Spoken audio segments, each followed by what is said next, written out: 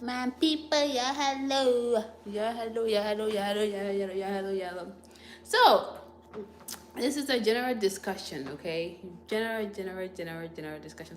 So, a lot of you have been asking so many questions, um, and I am back to answer questions and answer questions that you guys have that some of which I can really address consistently, but through video I can obviously address those questions. um some of the questions been asked recently mainly centers around agriculture, because I recently did a video about agriculture. And then, yes, I'm drinking my water so I can drink on my channel. So a lot of you, like I said, has been asking questions about agriculture, because that is something that is of major focus for me anyway. So this is a general discussion. Like I said, this is not anything too structure. Perhaps any questions you guys have, you can ask for. Oh, hi, Allison. Hey, girl, how are you? Thank you. I appreciate it. Anyway, so this is a general discussion really about Liberia. I know a lot of you are going back home this December. They call many of us Decemberies, but some of us go back home more than more than once. So we're not just December people going to Africa or Liberia for that matter. So this discussion is about different things, because I've been asked so many questions recently about agriculture, houses, real estate, investment, development, cleaning of Liberia. Right? A lot of people have huge concern about Liberia and how it's not clean, the city of Monrovia, and what it is people can do about it. Although I don't want to get political, I feel like a lot of us have the obligation and the ability to really help in that direction. So this is really a general discussion, so you guys can always come in, ask questions, and we can go from there. But I just got back from Atlanta. I went over there for a really, really productive business meeting with some partners, and how we can export some of our products from Liberia to the United States. And that was very fruitful. The Deputy Minister of Agriculture also joined that meeting. The video will be posted on Saturday, so you guys can see the very fruitful partnership discussion with a distributor here in the US, who will be distributing our pineapples to grocery stores. And I'm very excited because, as you guys know, Liberia's GDP is not what it needs to be, and that's because we don't really produce, we don't really manufacture, we don't have our own. And so, if you see, um, if you see a lot of that going on, exports, um, you can see some movement, and you can see some productivity there. So anyway, so that was the trip, and now we talk about construction, land purchase, building, and all of the other good stuff. You guys can ask your questions where applicable. So, like I said, it's a general discussion.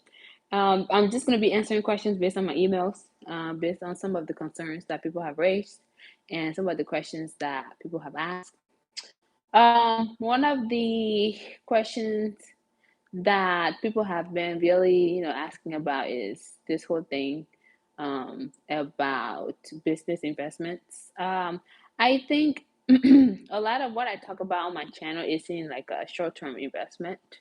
These are long-term investments that people can do potentially for that could yield within the next 5 years or so. It's not necessarily investments that people can immediately gain money. So your investments in Liberia isn't necessarily the ones that I talk about on my show isn't a short term investment. So mostly long term investments. If you put your money into real estate, that's a long term investment. If you put your money into agriculture, that's a long term investment. And obviously, it's not a long it's not a short term thing. But if you're looking for like fast money, that's not really what I focus on a lot on my channel, because we need to also put our people to work and create some economic impact. So yeah. um What else? Others have been asking questions about other sectors that they can contribute towards not only agriculture um, nor construction, other things, right? Hello, hello, hello, hello. So yeah, like I said, people have been asking questions about in the education sector, like, hey, I work in education. I work in the education sector. It has nothing to do with what you've been discussing in your channel, but how can I make an impact? How can I come in as it relates to education? That's one of the questions that have been asked. So these people, I have said to them that you can go into a private sector route. You can go the private sector route where you're not necessarily coming in to revamp any school system, because that's a hurdle itself that you have to go through. But you can go the private sector route, like a school. You can look to open a school, or you can look to open like a center. You can look to open like after school programs. You can look to a lot of different things that has nothing to do with already existing programs. So another way to go as it relates to education. If you also want to do education, you can go into the consultancy realm. For those who are looking to build schools, who are looking to extend their uh, their eagerness towards education. These are some of the questions that have been asked regarding education, how people can come in to the educational sector of Liberia. You don't have to go with the public realm of things. You can obviously change the school system completely, right? But you can change the school system from a private sector's perspective. You can always partner and look to people who are looking to education as well. If you're a teacher, if you're an investor, you guys can go like the private route of education. You can do, like I said, after school centers. You can do libraries. I mean, there are other ways you can help improve the school system. You can even build a private school. You can say a private high school, elementary school. You can go that route. You don't necessarily have to go into like the public school system to try to change everything, because obviously, if we are trying to change Liberia's education system, we have to do a root cause analysis of some of the issues, and we have to see why we have some of the issues. These are things that can't really be solved quickly, but things that you can do within your control is to go the private sector route. So that's one of the topics that people like to talk about and ask me in my emails about how they can come in on schools. The other thing that people want has been asking me about is the agriculture. People think agriculture business is so scary. Such a scary topic to have, right, to talk about. But what we have to also understand when it comes to agriculture is a long-term investment thing. It's not something short-term. You can't just come and say, "Oh, I want to make money tomorrow," because a lot of times when you get into agriculture business, these businesses takes for anywhere from 6 months to years for you to gain what it is that you want to gain. So, for example, I know people ask me, "Hey, the poultry, I want to have my own poultry farm." It's not a short-term investment. If you want to have your own poultry farm, you have to understand that those birds, those chickens that you're purchasing, they don't even lay until 6 months. And even when they lay, then you have to understand, okay, is this what they're producing? Is this sustaining my operational cost? So again, you're not thinking profit. You're thinking about how your portrait can sustain itself, so you can withdraw the money that you're putting in. That's something that you have to understand. So it's not a short-term business. And then after it starts to sustain itself, then you have to try to increase capacity, increasing the number of birds that you have. Once you increase the number of birds that you have in your poultry, then you start to get a profit. But initially, like I said, in the first year of you having a poultry farm, you are not going to get profits. I'm so sorry to break the news to you. You're not going to be getting any profit because you're still trying to manage your operation and try to put more money into it from your business now. Your business is generating money, it's putting money into your poultry. Now you start to make more money. And then you kind of take yourself out of it financially because your poultry functions on its own. That's what you have to do.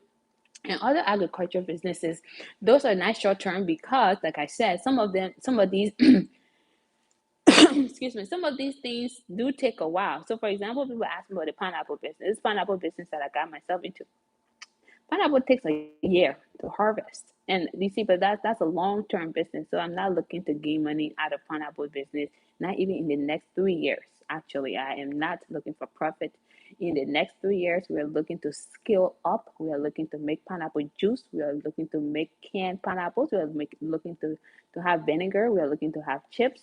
There are a lot of other things that we are looking to do, which I will not be looking for profit in the next 3 to even 5 years. From individual profit, of course, is to scale up the business for it to be very large. So yeah, so agriculture business is not going to be it's not going to be quick money for you. The other thing is people don't want to talk about quick money, how they can make quick money. Real estate, you also would not be making quick money in a sense of you would need a year or so, put your buildings down, come up with a strong marketing plan, have a good manager to manage your business before you start making money. And by money, you're not even going to make it in the first year because those houses or apartments that you put down, you need to find tenants. And all of us know that people in Liberia are not going to pay a lot of money. However, in order for you to make that kind of money, you have to make sure you have the amenities, you have your apartment in a nice location, it is very nice, or your house in a nice location. That's the only way you'll make money, but it won't even be in a year time because, again, this is a long term business. So, the question then is what is it I can do in Liberia that will bring me quick money? I know you're Liberian, but you're like quick money business.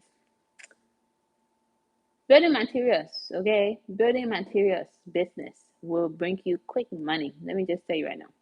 Everybody in Liberia these days are building. Maybe it might be at a gradual pace, but people are building now more than ever. I went back in March and I was there till April, and I drove along the Robertsfield Highway, and you could see houses upon houses, and people are building. Yes, you have to ask yourself, where are the materials coming from? Material store.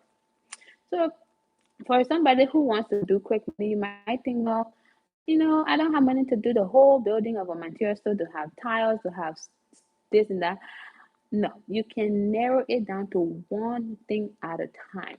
So, for example, if you want to have one focus in toilets, right? You will buy the toilet, you buy, those items for mainly for bathrooms.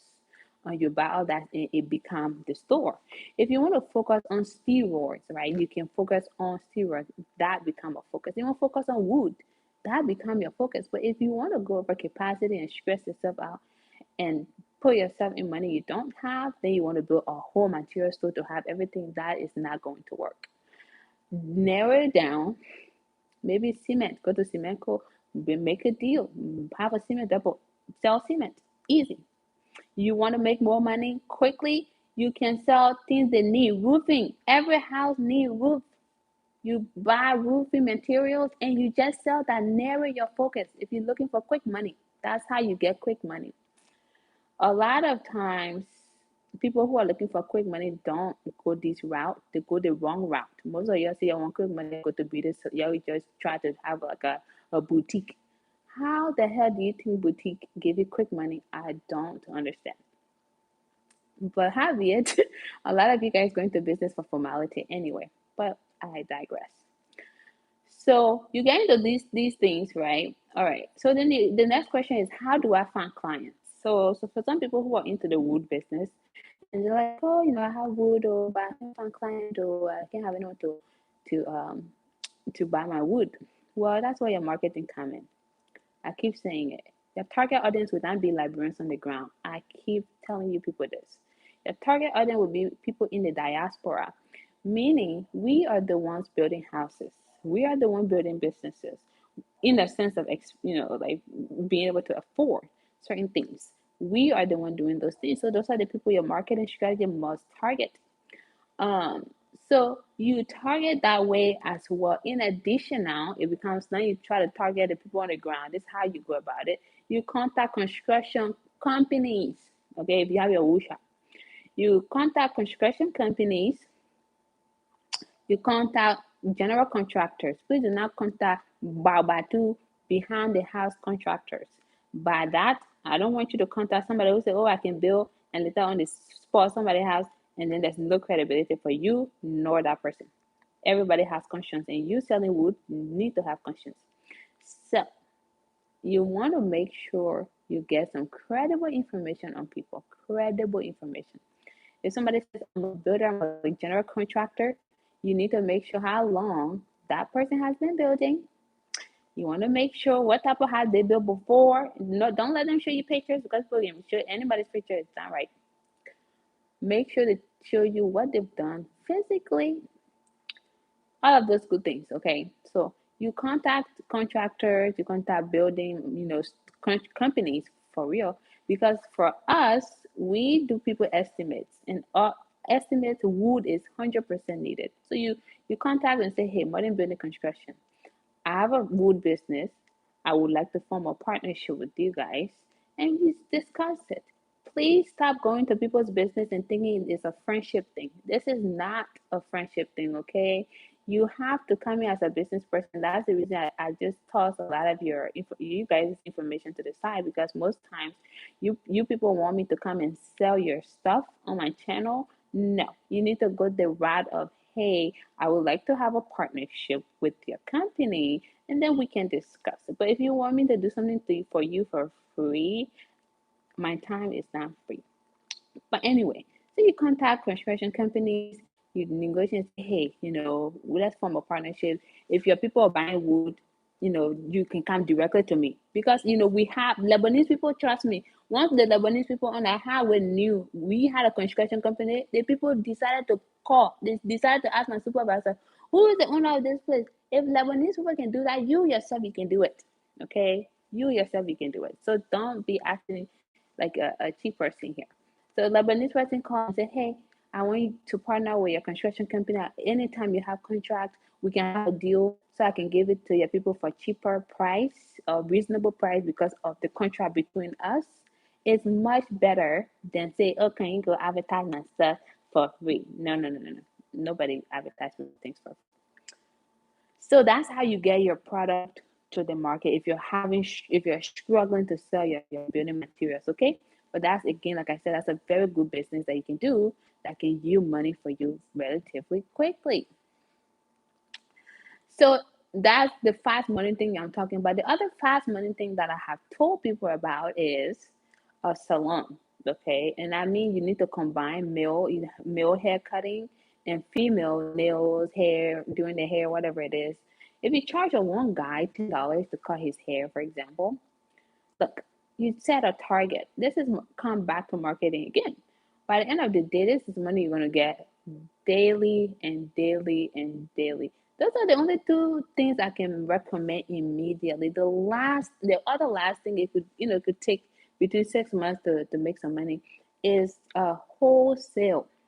Okay, wholesale food, rice, wholesale water, wholesale drinks, wholesale anything that comes with consumption does well. Okay, does well. And you have to look at areas where they don't even have a lot of stores. So, for example, the Breville Belt, you can go and say, I'm going to establish my business over there. I do wholesale. I have my shop. I do wholesale rice. Finish. Don't be doing a lot of things you're not supposed to be doing. You can have rice, and then you say you want to have jeans. You want all kind of wholesale nonsense. No, you need to focus on one thing to make sure it's wholesale and you do it well. Okay, quality is way better than quantity. Thank you, Francis. So hey, if I was on this thing causing drama, a lot of them would be watching. But it really doesn't matter to me. But anyway, so yes, so you have to make sure you're targeting those pockets of areas in Liberia that don't have sufficient stores in there. Like I would say, Robertsfield Highway right now is a hot spot. People are building and building like crazy. It's a place that you can have a store, because a lot of people homes on that Robertsfield Highway are people in the U.S. anyway, people in the diaspora. So you have stores over there. They go back home, people go back home, and put whoever in it. You know you're gonna get your money right away. Along, I know Red Light is a bad area. People say it's a bad area, whatever. But in Painesville is another area too that you can establish businesses and they will do well. So anywhere along those lines will do well for your wholesale business. So that's the response to how I can make money so quickly in Liberia with businesses. Those are the businesses I've listed that can make money for you relatively quickly. Okay. The other question people have been asking me is land. It's relating to land. But the sad part about this, I don't know if it's a sad part, if it's a good thing, but the people who have been making inquiries about land are Ghanaians. Okay. So what does that mean? If a Ghanaian is making inquiries about land in Liberia, you need to be worried, my Liberian people. You people need to be very, very worried because Ghana right now is very saturated, very penetrated right now. That means things are going up. And as a Ghanaian investor, you want to go to the next door that things are reasonably cheap or perhaps affordable. So they come and buy up so many lands. And then the town is like when people start working for Ghanaian in their own country. So a lot of the inquiries, like even this morning, I opened like 4 emails. Ghanaian guys asking me, hey, how much land is in Liberia? And I know how to answer. But you got to act accordingly, my people. So that's one of the things as people have been asking, people, other people, African Americans have been asking me, hey, Emma, do I need to be Liberian citizen to buy land in Liberia? I really want to invest in Africa. I tried Ghana, but Ghana is too much. And I heard Liberia is so bad. Again, you guys need to think about this. Foreigners are making lots of inquiries. So yourself, you have to think investing in your country, because later on in the next 5 to 10 years, Liberians are going to be working for foreigners in their own country way too much, and that's very, very sad. However, I have answered that question. African Americans can buy land in Liberia. It is within the Constitution that it's only non-Negroes cannot own land in Liberia. Non-Negroes. Okay, so if you are a black person, in this case, an African American, is a black person, they can own land. Let me just tell you right now. So if somebody come right now and say, "Hey, I want to buy land from you," first of all, I can ask them, "What are you going to do with the land?" That's the first thing I ask them. But my point is, more and more people are making inquiries about Liberia now. That's my point I'm making. I think that's the bottom line. So more and more people are buying land in Liberia, and the trend I'm seeing in my emails are people who are not even from Liberia. Do you guys understand me? Somebody just recently bought some farmland. They're not even from Liberia. I'm just telling you what I have to tell you. The interest is going up. Ghana started with a little trend, and you saw how it skyrocketed. And many people today are going to Ghana buying stuff at a high rate, and the country is becoming saturated with people. Things are becoming more expensive, but my Liberian people, you need to really act. So yes, African American can own land in Liberia. So don't get it twisted now. So a lot of those people that come to your country and buy up, you're gonna work for them. That's the thing. The other thing is the construction. A lot of people have been asking questions regarding this construction company, modern building construction company. Yes, we are working with our fellow Liberians and other people from other places. I don't discriminate when it comes to business. Okay, so when it comes to business, we don't discriminate as to who we build for, but we are building modern homes. We've had a lot of inquiries. We have a lot of assessment. We've done a lot of groundbreaking already. One thing I'm giving Liberians credit for this time, I will give y'all credit. A lot of you are actually building, but we can do more. We can do better.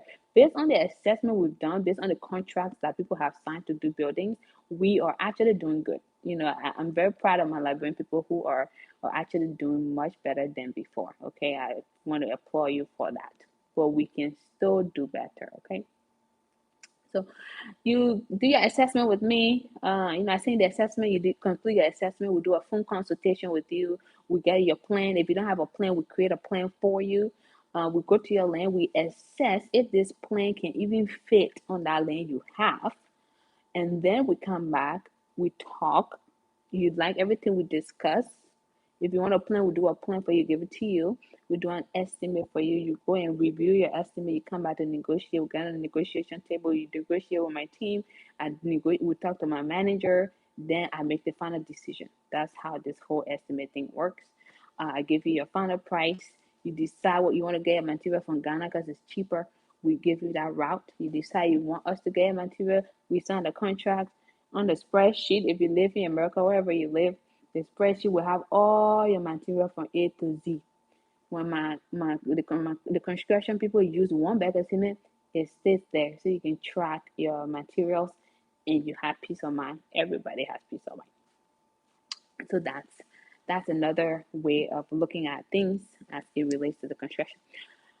Other other questions about partnership. So many people have asked me or perhaps investing in my companies. People have asked me questions about the egg business, the poultry, about partnering on that business. You see, this business, when I started this business, it was just me, and I brought it to a friend of mine, and he immediately was interested. He didn't ask me one single question. He was interested. We started the business, and people were doing koro koro koro koro koro koro. After we've already done the business, people want to come invest, and my partner said no. We're not going to allow any more person to come and invest. The business started to do good. We started to supply, trying to increase our capacity. More people want to invest. We are not accepting investors in this kind of business. My point I'm trying to make to y'all is that investment is about risk. If somebody presents something to you, yeah, you can make an educated decision about it. But when it's in front of you and you don't act, later on you start to act because now you see how it goes, you are probably out of luck because some people don't operate the way in which you think that you be operating. So no, the portrait business, we do not need any investors. We are 100% fine. It's functioning, it works. Our eggs go in 5 minutes. And we're talking about more than 50 plus crits. Okay, 5 minutes.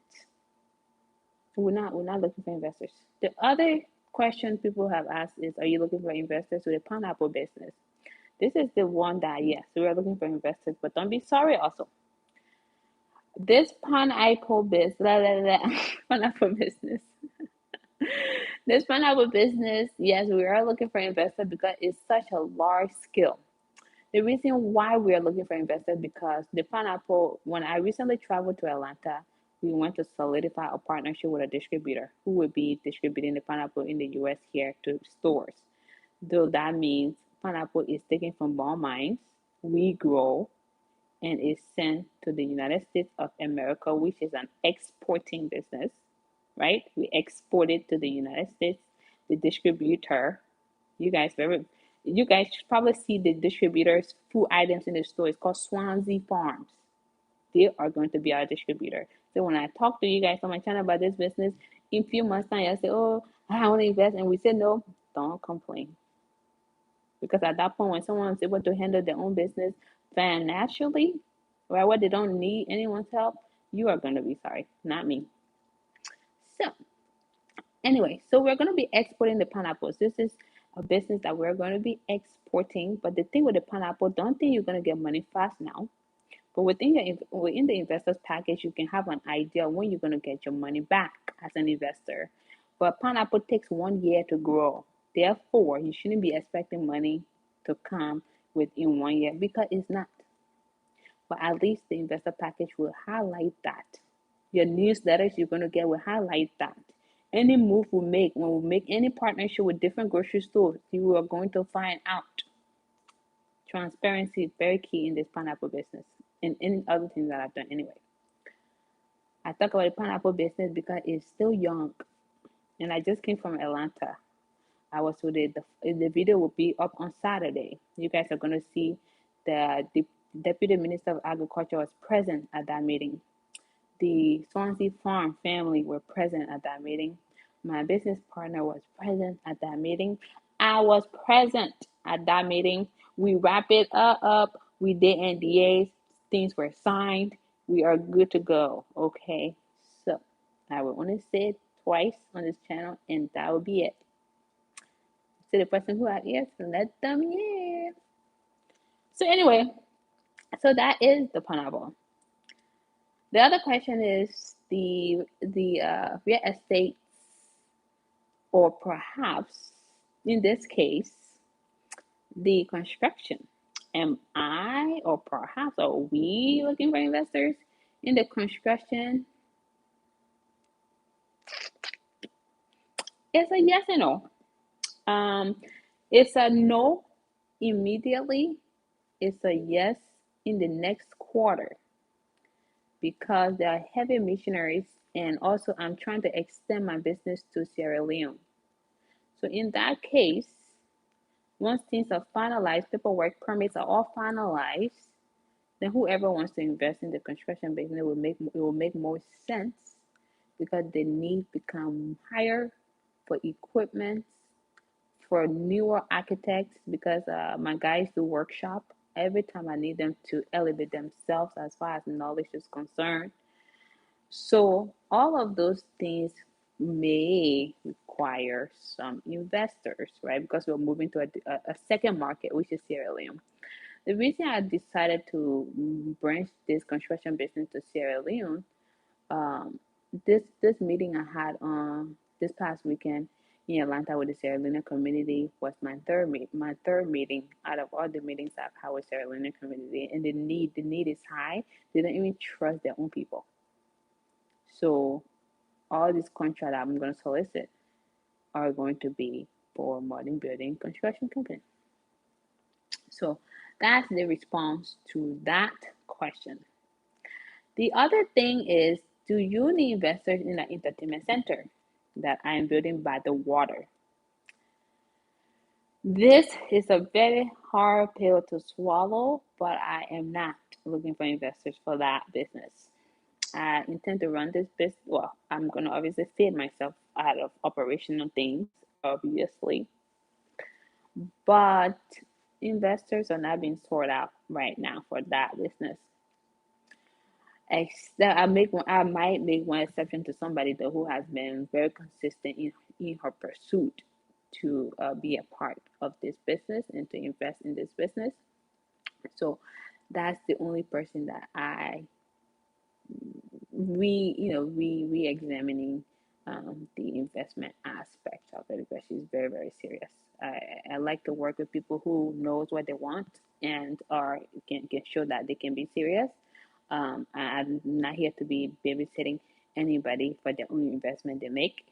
Everyone has their role. That's why they have limited partners and they have partners. If you want to be a limited partner, you're just an investor. If you want to be a partner, really partner, then you have decision to make as doing the operations. And if you come in as a partner and you cannot make decision nor cannot help in the facilitate in the operational aspect of it, don't waste my time. So anyway, that is that for that. For the real estates, I am actually going to be pairing myself with a couple of people for us to build low housing in addition to luxury. So there is a huge room for investment there for anybody looking to invest. The low housing units has a very good prospect. It has a very good fine line and defined goals and objectives and interest actually from non-Americans, non-American, non-Liberian, sorry. Um, very, very high interest in that. And the business plan that has been formulated is actually very good and it will be satisfactory to any market. Any market. And so that's where, if you have interest in real estate, you can put yourself, there because, like I said, it's combination of luxury and middle low income houses. So, okay, so you can put yourself into that as well. So, the last and not the least is consultancy. There's no such thing as partnership. I just do the consultancy myself. I consult and I deliver, and I have not had any issue with anyone right now, or so far. I have deliver people stuff, there has been results, which I'm gathering people to come and talk and give testimony. For me, I just I try not to force anyone to give testimony, and people have been volunteering. It's just me, I don't have time, and I've been traveling a lot for the pineapple business because that's something you're bringing to America. The license that's needed for this business and the insurance that we have to get on this business has been making me travel all over the place. So for this pineapple business, we were told to be insured for uh, two different insurances. Okay, you can. The reason you have two insurances for this business is because when somebody eat the pineapple, they get sick, they die, whatever. God forbid, you are responsible. Therefore, your insurance, your two insurances, will cover it. So I've been traveling all over the place and ensuring that this stuff is in place. And as it stands, if things go accordingly, I mean the partnership has already things already been solidified. But if things go accordingly, we have to open an office in Atlanta. So do you see why I have been traveling all over the place and I don't have much time? So those are some of the questions that I have been asked. What else? I'm trying to oh yeah, the whole land thing. Yes, people have been buying land like crazy, actually. Um, some of which sometimes I slow down because I need to ensure that things are legit. A lot of what I sell on my channel or talk about as far as it relates to land, my research, my checks have been completed within 6, 7 months. It's not going to take me no more than 6, 7 months to do it. If it's less than that time, I don't trust it because you know I need to do my due diligence, which includes power of attorney, witnesses, newspaper, put it on the newspaper ad to make sure that land is actually vacant, go to the court, all kind of due diligence things I do before I come on my channel to kind of run my mouth. So yes, all land that I've sold to anyone that has been no problem, zero problem, because I know exactly what I'm doing. You know, so for those who've been buying land, a lot of them are actually going to come on channel actually to talk about their experience, how things have been so smooth, how things have been so transparent. People are so shocked that I get the paperwork to them within 2 weeks, and I DHL the land deed to them within that time frame. That's because I have already done my due diligence. 6, 7 months it takes me to get that done. And I have a strong team manager. A team manager, which I preach on my channel, very, very, very important. That will help you sleep good at night. If you don't have a strong manager, you are not going to do well in Liberia. You are not going to do well. And let me tell you something. The secret, one of the secret is to pay well. This cheap thing you guys are doing is not okay. That's why your businesses don't do well in Liberia. Y'all so cheap. Y'all don't pay these people that work for y'all. 250 is nothing. 300 is nothing. To 400 is nothing to pay anybody who works too much for you. You need to pay people for them to do a good job for you. Just like many of you who work in the diaspora, if your manager, your boss, the businesses that were paying you $11, $12 per hour, you would like it. I'm sure you won't like it. So people are motivated by a couple of things. Intrinsic motivation is very vital to maintaining your staff. If I'm intrinsically motivated by money, my boss tells me, "Hey Emma, you do X, Y, and Z, get 10,000 bonus." Oh my God, you better bet I'm gonna be bursting my ass. Excuse my language. But if my boss says, "Oh, you're working, we just tell you thank you," yeah, you're very still on inside. Inside you're still on. But because I'm not motivated by, oh yeah, he did good, or no, I'm motivated by money. Some people, on the other hand, are motivated by sending them to school. You know, for y'all in the United States or wherever you are, maybe you might be motivated by extra credit. The company pay your tuition. That's maybe why you're motivated by. So you need to ask the person who you want to manage your business what it is that will help them. In this case, I pay my boss kids tuition. That's a very high motivation right there. And I pay him as well.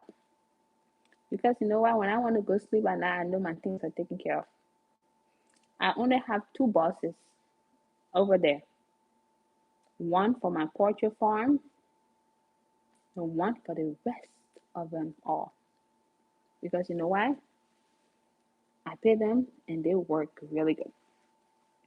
So that's one of the things you gotta really think about. When you want to have a peace of mind, you need to have the right team. And I do consultation for that too. I put together a package for you, and we found solution to how you can get that done. Because again, evidently, I have done that many times. It has been successful. I don't have no issues. I go to sleep. I sleep good at night because I have somebody who put things in place for me. So these are some of the questions. Some of the burning questions. So if you guys have any questions, let me know. If you guys have any questions, let me know. When I sit on this YouTube running my mouth, it's because I have dreamed myself all day, right? And then I come in and I just laugh. That's I laugh and I just share. I think sharing is caring. You have it. I don't care for competitors actually. I think competitors help me to improve myself in a sense, in a business sense. Like if I give you guys information, for example, people always ask me about the poetry. Hey, I want to start my poetry, and I give them all the detailed information. They consult. We have done consultation for it, and I give them all the information and say, "Oh, you're not scared? I will come and take you out of business." I say, "Excuse me, do you know how many Walmarts in America versus Costco and other things?" I mean, it's not a big deal. I mean, you really have to push yourself, and so if you guys are my competitors, I will push myself to do better, better, better, better, better. And two, we are putting more people to work. So my objective on my channel or the businesses I do, it's not just for me to make money, okay? My objective and goal is to ensure Liberian people are working. Very important. So if the competition is good, meaning you guys have 10 poultry farms in 5 miles radius or even close to being at least people working yet, and it helped me to increase or to modify and make sure my practices, my husbandry practices, my biosecurity practices, my staffing practices, all of them are in line because of your competition. If they didn't have Walmart's things, if they didn't have different Walmarts in this country, there would be no competition with Sam's Club or Amazon, right? Amazon would never compete because there will be no other people, and you guys will only pay Amazon $1 million because nobody else is competing. Although Amazon has taken people out of business, that's not the point. The point is there are competitors that allow people to keep doing the best they can to go up higher. I give people ideas, like even for the pineapple. And I tell you from the beginning, it's not an easy business to do. However, I give you the ideas. I take you to the water. I will never force you to drink. You become a competitor. Don't matter to me. As long as we put in, do you know how many farmers I have on my pineapple farm now? 22 farmers. Because you know why? There's one that take care of the suckers. There's one that take care of production. There's one that takes care of the clearing. There's one that takes care of when they need to be planted. There's one that need to supervise. There's one that need to monitor the soil. There's one that need to monitor pest control. There are people within this business. So at the end of the day, really, we're putting people to work. That's what's most important to me. So I don't care for competition. Construction companies, the same thing. You want to be construction company, you deliver to the people. I don't care. So at competition, I'm not afraid. I give you the tools, and I think we all would develop like bird that way instead of me being very selfish. Okay, not in my nature at all. I share, I consult, I do the best I can to live up to my name, my integrity. Very important. Very important. It's integrity is part of all my missions, vision, all of it, all my statements, part of it. And my team knows this very, very well. When I have my meeting, the first thing I ask them, I say, why do we have this business? Why do we stay in business? We work with integrity. Very important. So competition, I'm never afraid of it. So if you have any question, if I'm doing something you want to do, I will still tell you how to do it. Don't be afraid to ask. You today come to me and say, look, Emma, I want to have my own construction company. I will tell you how to do your own construction company. Not a problem. You want to do an entertainment center? The reason why I say that entertainment center is situated, I used to be against entertainment centers in Liberia. Let me just give you guys a little background story. I used to really be against entertainment centers. To be like, oh my God, my Liberian people, they can't do anything better than entertainment center. What's wrong with you people? But then I decided I needed to change my personal feelings to business feelings. That was my personal feelings. And I realized that where it is, it's a good location. It's a central location, meaning there are schools around. So anyway, so people keep calling me and calling me and calling. Anyway, um, I lost my thoughts there. Yeah, the entertainment center. So there are schools, and when I wanted to construct that place, I've heard that UMU was heading that way, and then there was a Bible college, and then there were a couple of high schools, and then the 15 minutes from the airport, in addition to it being like 25 minutes from Painesville and closer to the towels, and all of these things really allow me to put it there, and also to the president. Why I'm not being political here, I'm just stating facts. The president built a couple of apartments, literally 2 minutes walk from my entertainment center to the president's apartment buildings that he built back on Tower Hill there, or Sabah Wing, whatever you want to call it. These are some of the reasons why I decided to build that, and this would be the only entertainment center within 5 miles radius. So when I'm thinking about business, I'm looking at something like this. You want to pay attention to location. You want to pay attention to the population demographics. You want to pay attention to your audience, and people who are going to be driving and people who are going to come in from different areas. And it's very ideal. It's a walkable area. It's you can drive there, you can walk there. So these are some of the things that I've assessed, and I decided it would be best. And secondly, Christian A. A lot of you people know Christian A, maybe, or maybe you don't. But Christian A, there are people that left Americans that left and established Christian A there, and they wanted to buy that land for me for $5,000, and I told them I wasn't trying to sell that land for 5,000. I mean, a lot of people would say that's a lot of money, but a couple of years ago, they wanted to buy that land for me, and I saw higher value than what it was proposed to me at that time. So that's the reason why I got into that. However, it's an entertainment center. It's called entertainment center for many reasons. It's not just drinking. It has within my business plan. I have events.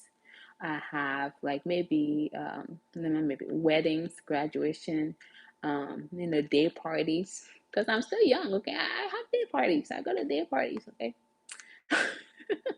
Day parties, weddings, birthdays, graduation, karaoke night, African night. These things are in my business plan. And so as I become more creative, I will add onto the list. And the other thing that I recently did, I went to bartending class. So I can know how to make drinks. Okay, so I can make drinks. So when I go there and try to serve people and bartend, and one of my bartender is not there, I can go and bartend. So you see, got to be creative. So anyway, that's I took my bartending class. It was for 6 weeks. I am going to be doing bartending too. That's why I've been inviting people to my house here and be making drinks for them. It's like, oh, that is going, like, it's gonna go. It's gonna go on my menu. So anyway, um, that's the story for that entertainment center. I look forward to really having the public go there. The video is also coming up, the tile work, in addition to what is that? In addition to I've also named the place now, because I had a name prior, but it was like more Americanized. Hello, sir. It was more Americanized name, like Riverfront. It was called Riverfront Cafe, and I was like, yeah, all right. So I did ask a lot of you guys who watch my show, who support my to provide me with a name of the entertainment center, and I decided, okay, I'll go with what y'all said. So I like one of the names that was picked, and this is going to be revealed when you guys see the tile work that they've done. Beautiful tile work. It's classy. Excuse me. Sorry, guys. It's so classy that the tile work that's done, but then the name will be attached to it. So coming up in a couple of videos from now. Mm. Um. So anyway, that's that. The other thing I have been doing though for this entertainment center, I have a friend who lives in Seattle. He has like a waterfront bar, so I've been going there to really learn about this kind of business. So that takes up my life too. Just going to like master things so that when somebody's not there one day, I can do it myself. You know what I mean? So just like I say, keep arming yourself with knowledge, my people. It's the simple stuff. So I go there too. Sometimes like I do 2 days, and then some other times it's just a once a week. I would go there on the weekend, sacrifice my weekend just to know the in and out about like having like a luxury entertainment center to really run it effectively. Because this is hospitality business, so it's different from what I'm used to in healthcare. Like you can put me in any healthcare clinic and I will run it, but this is entertainment, and this is like a restaurant, bar, the hospitality scene. So I had to be acquainted to people who are already into this kind of business, and I also have to arm myself by going to bartending school, not school physically, but like classes that I've took within the last 6 weeks. So I am also going to be taking another bartending class, and I'm excited. So that's also on my list of busyness. Um, it helps because I make drinks for my friends when they come over. Ah, so yeah, so that's the entertainment center. Any other questions you guys have? You can always ask, and I will be here to respond to them. I will be going to Africa soon. I'm very excited. I will be going to Kenya because it's a market that it's a big market relatively, and it's a control market somewhat. So I have some farmer friends there in Kenya. I'm gonna be checking out some pineapple plantation, and they process pineapple juice. And so, like my friend Peter, he's Kenyan. He lives in Kenya. He works as a consultant on a lot of plantations. So I told him I needed to go and see, and I'm going to pay a fee. I'm going to pay a fee. Yeah, yeah, me. I'm going to pay a fee to go there for the first day. Before, for the rest of the days, I will be going there. Then I'll be solidified. But it's not going to be free. Let me just tell you right now. So anyway, so the reason I want to go to that pineapple plantation is more for the because they supply to Europe. So it's for me, it's because this is already done here. It's more of the operational efficiency of the business. That's what's very important. Oh no, I just returned from Atlanta. I got here on Tuesday. I returned to Portland. I keep saying California because I live in California for so many years that I forget sometimes where I live now. To Portland, Oregon, um, on Tuesday, but I went to Atlanta for business all day, business thing for the whole week, and then I went to Seattle. I stopped there for another business meeting before I made it home, and I finally passed out. Um, but I will be going to Atlanta. Well, I'm going to Africa in 2 months. I'll be there for a whole month. Then I'll come back. I go to China for some of our equipments. When you're doing pineapple business, you need to have like a big equipment for like washing. It needs to wash the pineapple, and then there's some like processing of juicing equipment thing that has to be arranged. Blah blah. Um. So yeah. Any other questions you guys have? You can ask. Anyway, so that's what's going on with me these days. Just very busy trying to keep Liberians working, trying to get these businesses all done, trying to, you know, accomplish my goals that I've set from the beginning of the year. My New Year resolutions. I need to be checking them off. 7 out of 10 has been checked off, and these goals need to be accomplished within the next 2 months before the year comes to an end. Okay. um Yes. So, any questions you guys have for you guys who are going back to Liberia this December? Okay, this December, please do the best you can to do something more productive other than being doing pledge. Other than pledge, other than thank you, other than pledge, please observe. You know, when I went to Liberia in March, before I returned in April this year, I went to a bar called Takum. I'm not doing promotion by any means here. Takum's is in Sincor, and I went there to do again my assessment. I went there to have fun. Though, don't get it wrong, because I had some drinks, but I wanted to do some assessment. And the customer service, my goodness, was top notch. Top notch customer service. You know, the gentleman bought us drinks. The owner of the place, he bought us drinks, and but that's most places. Women go over there, and people do that. But that's besides the point. The point is the guy, he went to each table and talked to them. That was a good customer service. Before you enter that Takun's bar, you are met with the security who is dressed in suit, because the whole vibe of the place is supposed to be classy. So from the security entrance all the way inside, even the bartenders, the way they dress, the way they converse with everyone, top notch service. So my point is, when you go to Liberia this year, don't just go for fun. Go there to observe things. Go there to be solution driven person. Okay? Because through talking to others, you're gonna get more information. You're gonna think, okay, maybe I thought about something this way. Now that I have talked to community people, I can think about it this way. You know, it can go this way. Or you can go to farm, go visit farm, and get more knowledge. You know, just try to make an impact of your trip, my people.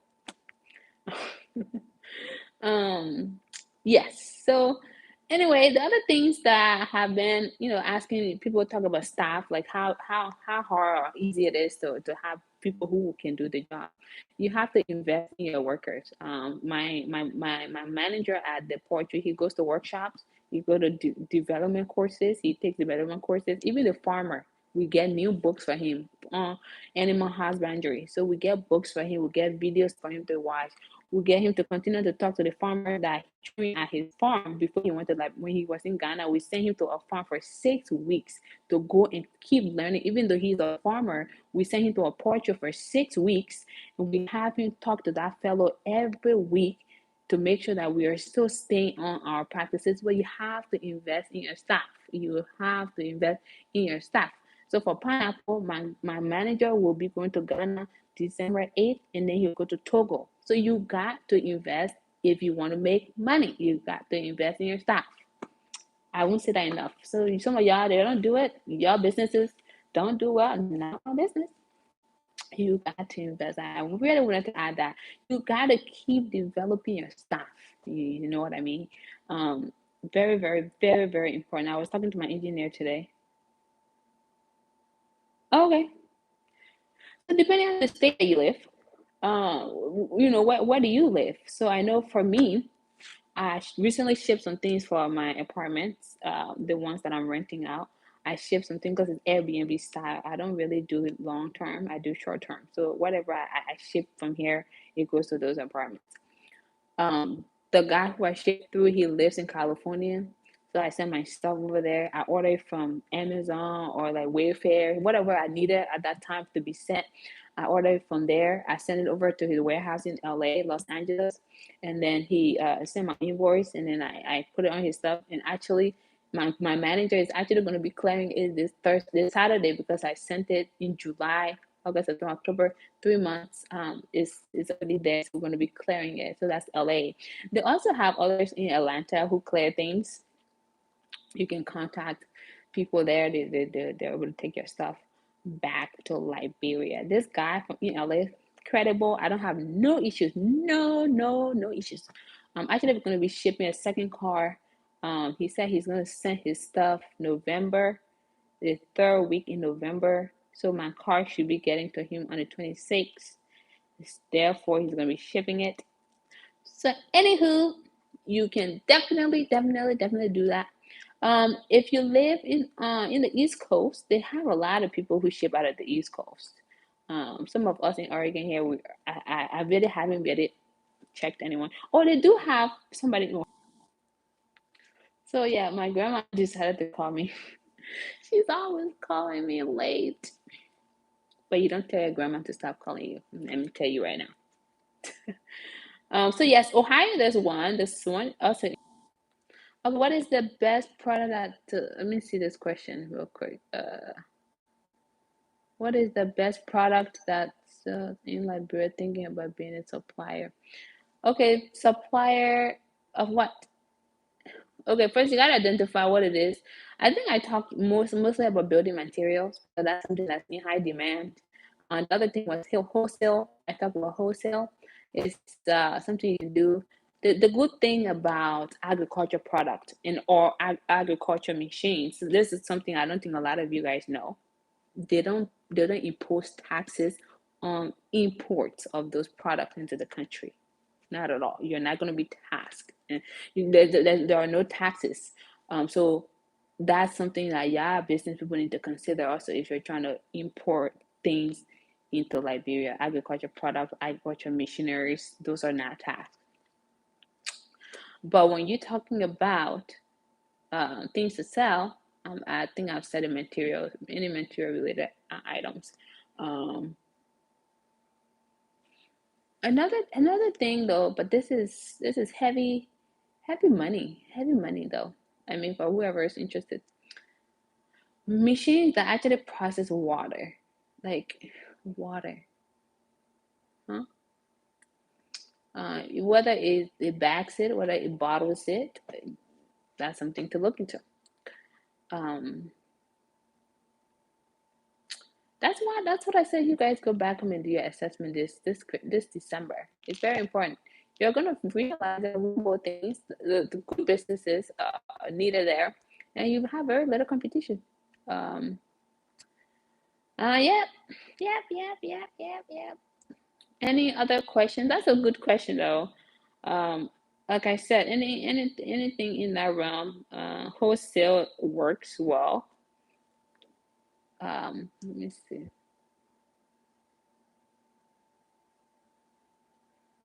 Oh, thanks for the info. Yeah, of course. Pleasure is mine. Wholesale, anything works well. Agriculture products, they don't have agriculture products going into the country, but when I'm sending my pineapples, they're going to be taxing me, which I don't care because made in Liberia is fine for me. Did you hear anything about Liberia? Yeah. I've heard, I've heard, um, I've heard, even before it started, I was told about it. Um, I try to like avoid crowds. So I'm not a big fan of too many people in a crowd. So some of these things I might miss. But yes, year of return.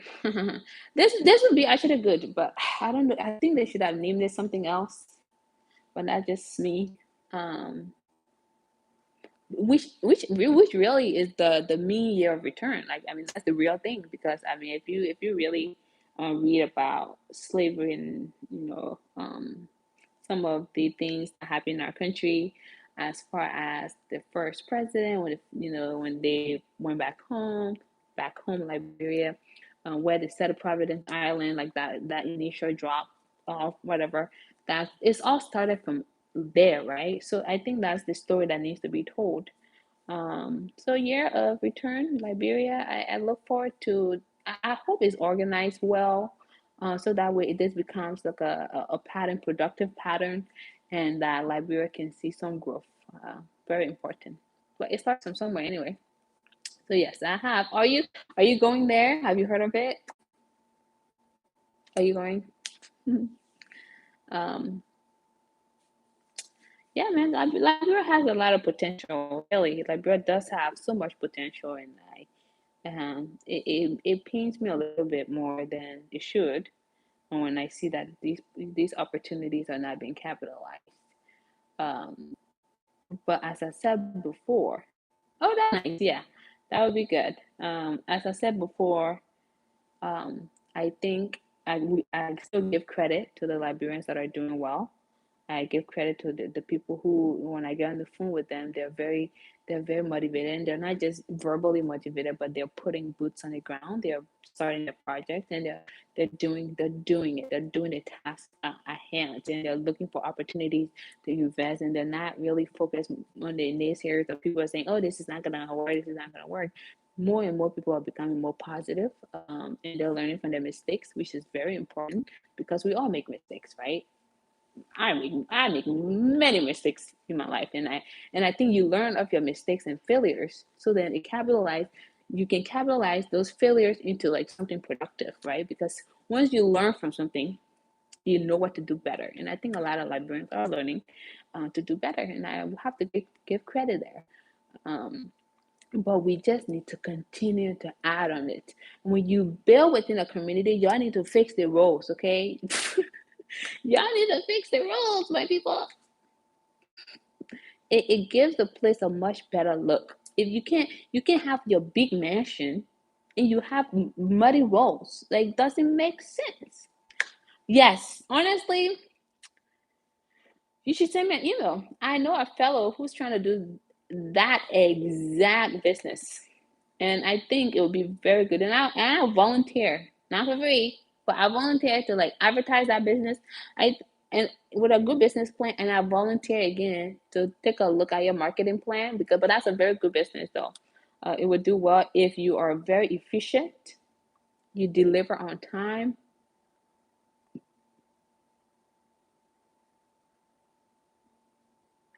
Yeah, this is something that I think that's part of my delay.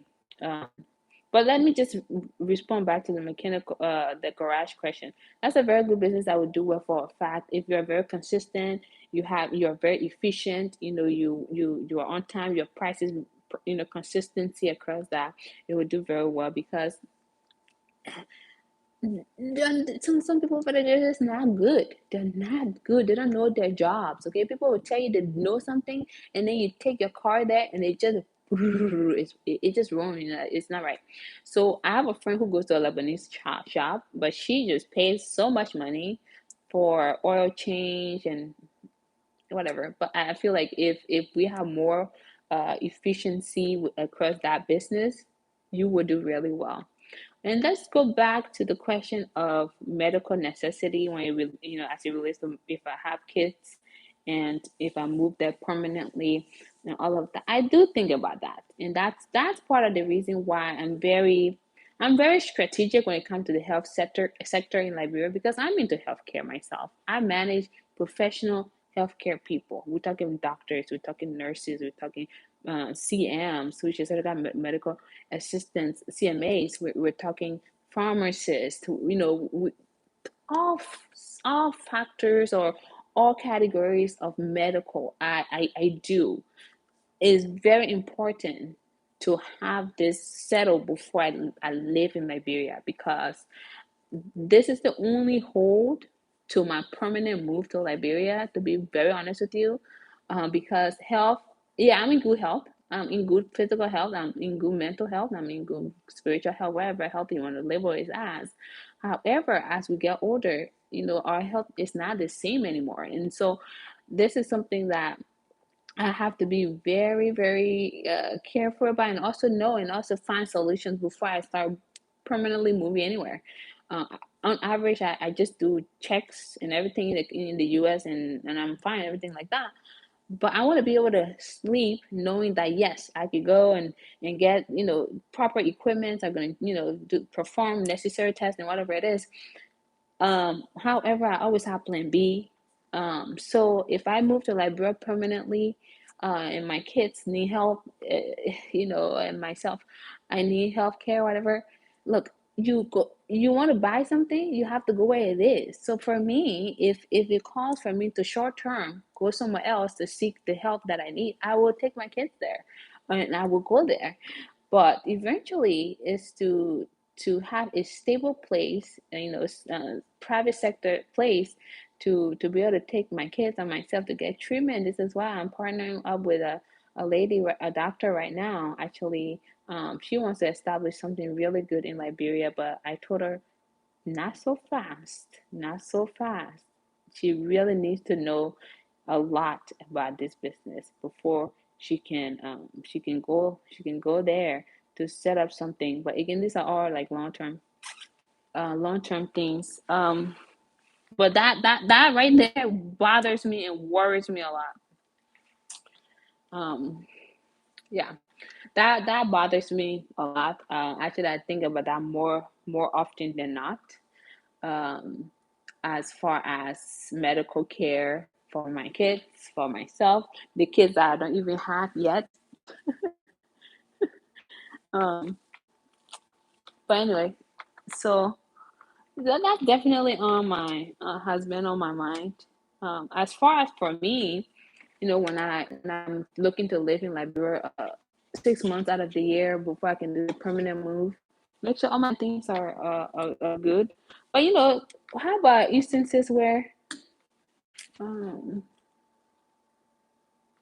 okay, will you travel back to the state for visit and treatment for travel to nearby country like Ghana? Um, I think I can travel to Ghana. I think I can travel to Ghana and other countries in Africa. I could do that. Um, America, USA, trauma care really is an issue. Yeah, there are different facets of that anyway too.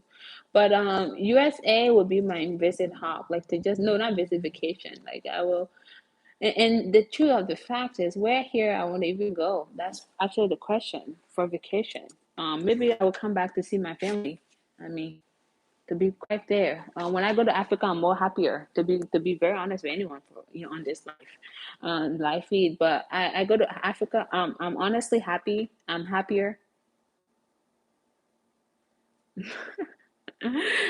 It's a lot. Actually, I was involved in an accident in Ghana. This was how when did I took a friend of mine back when this girl first time ever going to Africa, ever going to Africa, and we had an accident. Leaving the truck ran into our little vehicle, and I won't lie to you that they didn't beat him up, which didn't make sense to me, but we had an accident, and luckily we were we were fine. That's why it's so important for seatbelt when I go to Africa. They tell me, you don't need seatbelt. That's what you say. So I still wear my seatbelt. I'm very defiant when it comes to certain things. I wore my seatbelt. The car just went forward.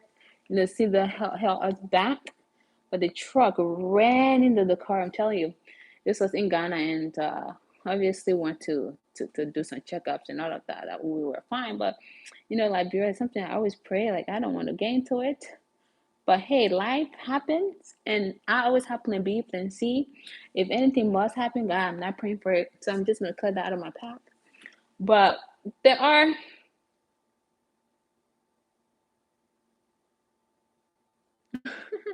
Oh, you are speaking from experience, huh? I've never had an accident in Liberia. I mean, I don't pray for it. But the system there when it comes to healthcare needs a careful look. Yeah. Mhm. But my point is, for me, I really love going to Africa, especially Liberia or Ghana, because Ghana, I lived there for a long time, so I kind of know that place. But I am more happier when I get on the soil. To be very honest with you, people can say, "Man, Emma, you're smiling." I just smile from ear. I just smile. I'm just more happy. When I get there, and I don't get bloated. I exercise, I take my vitamins, I do the right thing in this country, but I'm still bloated when I eat certain things. But when I go to Liberia, oh my goodness, I don't feel bloated at all because things are so organic and things, you cook immediately and you eat it. But here you can freeze things, and they inject the chickens, and things are just done so fast, processed so fast, and you just get bloated. So I'm so excited to go to Africa. So yeah, I'm so I look forward to it when I was finalizing it with my agent. on the phone. He was like, why are you laughing so much today? And I said, because I'm going to Africa. I'm going to Africa soon. And I'm excited to hit the soil and get to work and eat and relax and just relax myself, okay? And see all my black people, all my black people. Um, exactly. Oh, it's too much. It's too much. I'm telling you, like bloated. Like I'm like, jeez, jeez. However, though, when I go to Africa, I eat a lot. Typically here, yep. True story. True story. It's so bad. It's so bad. It's so sad. It's so sad. Everywhere has advantages and disadvantages. And I think, we don't prioritize happiness in this country. I don't think a lot of people here are happy in the first place. People are overstressed, people are overworked, and some people, that's their fault. They want to be overworked. But if the country is stressful, some people live hands to mouth. Some people also only live to pay rent. That is absolutely unacceptable. So there are a couple of things about this place.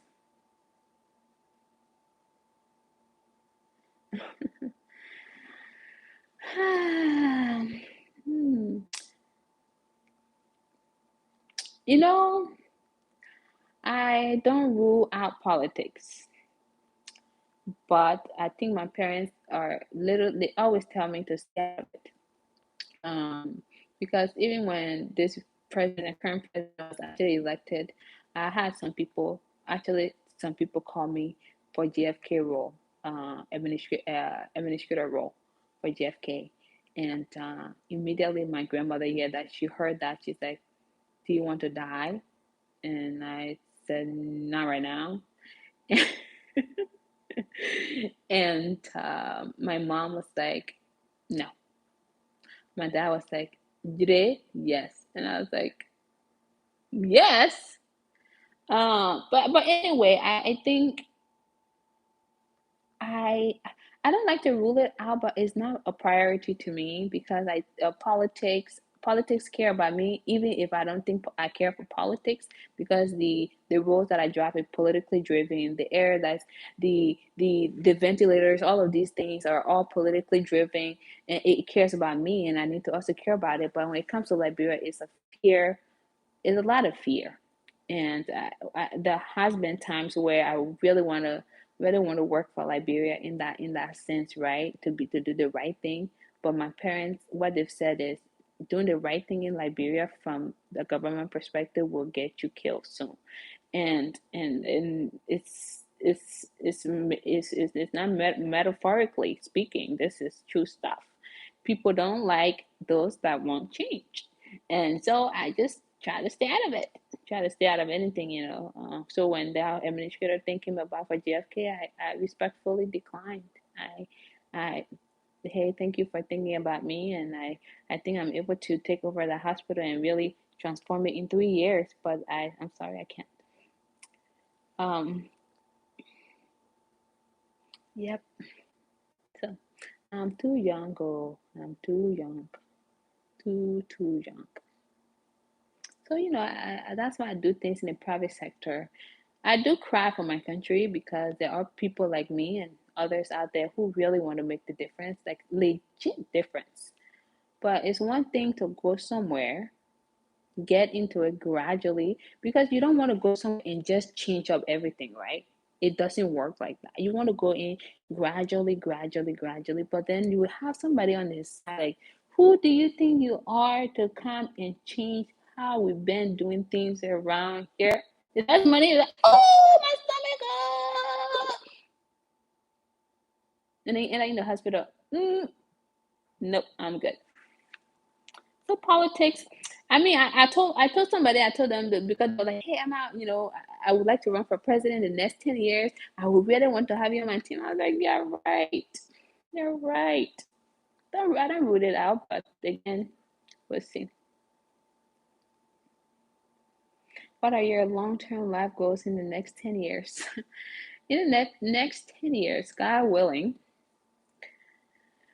God willing, I will be in Africa for good.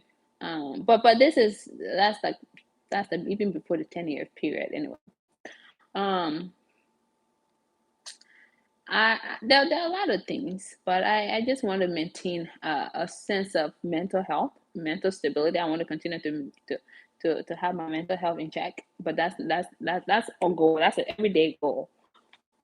Sometimes it doesn't work like that. But um, I want to make sure that I become somebody who contributes significantly to Liberia's GDP. And that means production, right?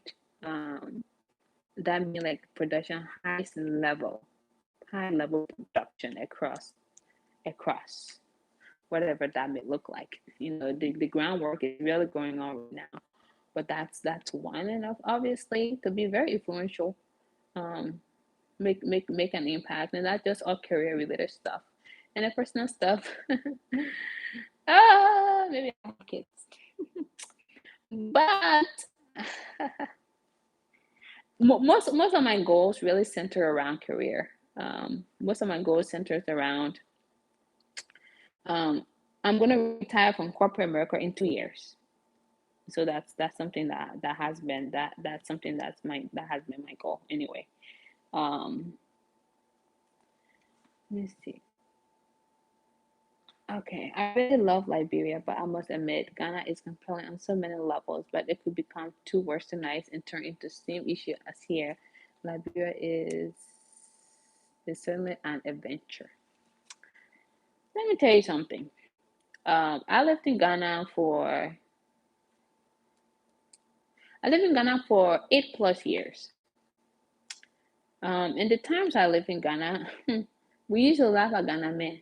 Okay, let me speak my Koroka. We used to laugh at Ghana people. Okay, Ghana men, they call us Liberia for. It's not I can say like Ghana fan. But Ghana was a country where like you just wouldn't see as much development as it is now, right? It was still like dark days, I would say. Not really much movement, not very much development. It's just very stagnant. My point I'm trying to make is that it started based on a trend. People gravitate towards trend. It becomes trending because I used to watch back in the day YouTube videos of like Black Americans relocating to Ghana, and it was just very quiet. Not many people were talking, and then time, at the time, maybe 3 years ago or so, there were maybe 5,000 Black Americans in Ghana. I have to get my numbers right again. But now there are over 50,000 people who left this country to go to Ghana to move there. People follow the trend. So Ghana starts to do better somewhat, because of that trend and because of the investment, in this investment safety. But what it is Ghana does is that what Ghana does that I like is that as a foreign business, you can be the manager of your foreign business, but all your staff must be Ghanaian. All of them, except you, who is the manager of that foreign business. You, as a manager, you cannot bring another person from another country to come and work there. No, all those people must be Ghanaian. That's something they put down. Like some of their policies are very tailoring to Ghanaians, right? And then they have this 99 years lease land stuff that they have. And then when the trend came, right, the media is very powerful. Let me just be honest with you. When people go and say, "Oh, I'm in Ghana," and selfie and Instagram and celebrities and people just move based on that trend. That's why within the last few years, like Ghana has been on this trend. And if you can, this is also reflected in airlines, right? Liberia doesn't have many airlines going to the country, but you see Ghana didn't have as many as it is now either.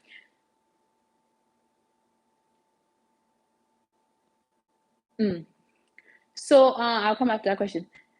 Ghana right now, you can see United Airlines, who recently signed a deal to do direct flight to Ghana, right? You can see a lot of these businesses trying to go there because of the trend.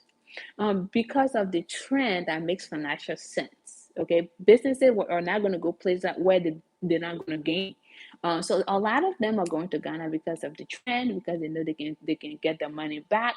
The money, the value to the $1 to the U.S. currency, you can see is not far apart. I believe it's like 5 Ghanaian cedis. I have to check it. 3 Ghanaian cedis. I don't know. It's like I said, the gap is very tiny. Another thing Ghanaians does is you don't pay US dollars.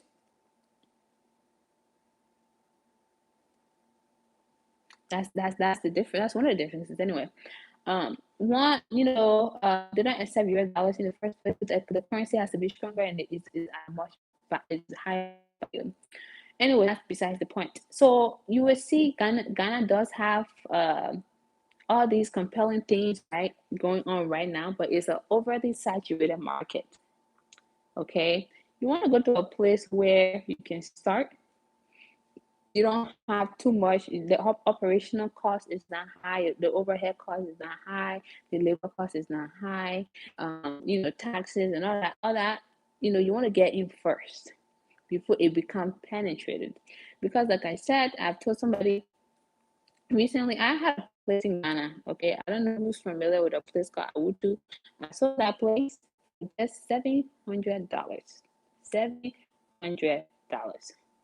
That place right now is worth over thousands and thousands and thousands and thousands. Was I naive? Probably, but was I young to be naive? Yes, I was very young when I saw the place. Because Ghana wasn't like that. I was never expecting Ghana to be like it is now. You don't think later on, because for me at that age, I was thinking now, now, now, now, short term thinking person. Had I known, that's why you don't foresee anything that may happen in the future. Have I known, I would have kept my little 700 little house that I invested in. I would do, my people. I just now went to thousands of dollars. If I had known, I would have kept it. But yeah, you don't know the future. This is why Liberia comes to mind. And I have said this on my channel multiple times. In the next 5 to 10 years, people are going to be sorry why they didn't go to Liberia. Very sorry. Very sorry. But Liberia does have a lot of work to do. And Ghana has work to do, many work, a lot of work to do. Because I met some really top engineers from different countries that are like, man, Ghana is their roles. And some people are like, oh, Ghana roles are good. I'm like, yeah, right. My point is, they all still have work to do. Liberia does have a lot of work to do. But you can't take away the fact that Liberia has the opportunity to offer you if you're starting fresh, if you're starting new, and if you don't have $1 million in the bank. Okay, it does have that for you. What is the other question? Oh shoot, I have to charge my phone, so you guys give me a moment. Let me get my charger. The other question really is what? Let me see. It's a little money to invest. Okay, another question. Okay, how do you plan to retire from corporate America in 2 years? Not to be personal, but what are the streams of income that allow you to retire? Okay, first of all, I have my own business even in the U.S. that we live. Um,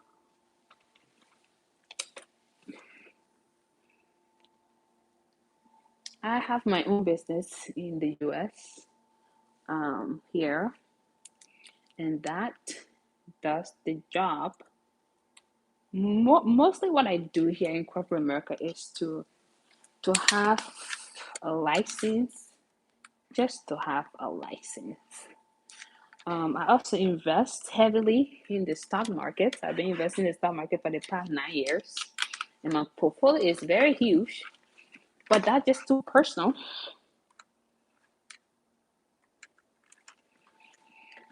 Um, I invest in the stock market, and I think that's if when I take so much time to focus on my businesses, it helps a lot because the time I take to go tell people, hey, nurse, this, hey, doctor, hizzle, do this, and that, I can invest that time to put it into my own business, and that's the sacrifice that I've made. So that's the reason why corporate America in 2 years will no longer be part of my life. But will have already gained all the necessary experience. I will have already, obviously I need to things need to be sustained. I need to be able to make sure that it's a constant flow of income, right? Not just investment in NFTs. Now that I've added, before Bitcoin became like a thing, before many people started talking about it, some of us were already on it. But anyway, that's beside the point. Um, I have enough.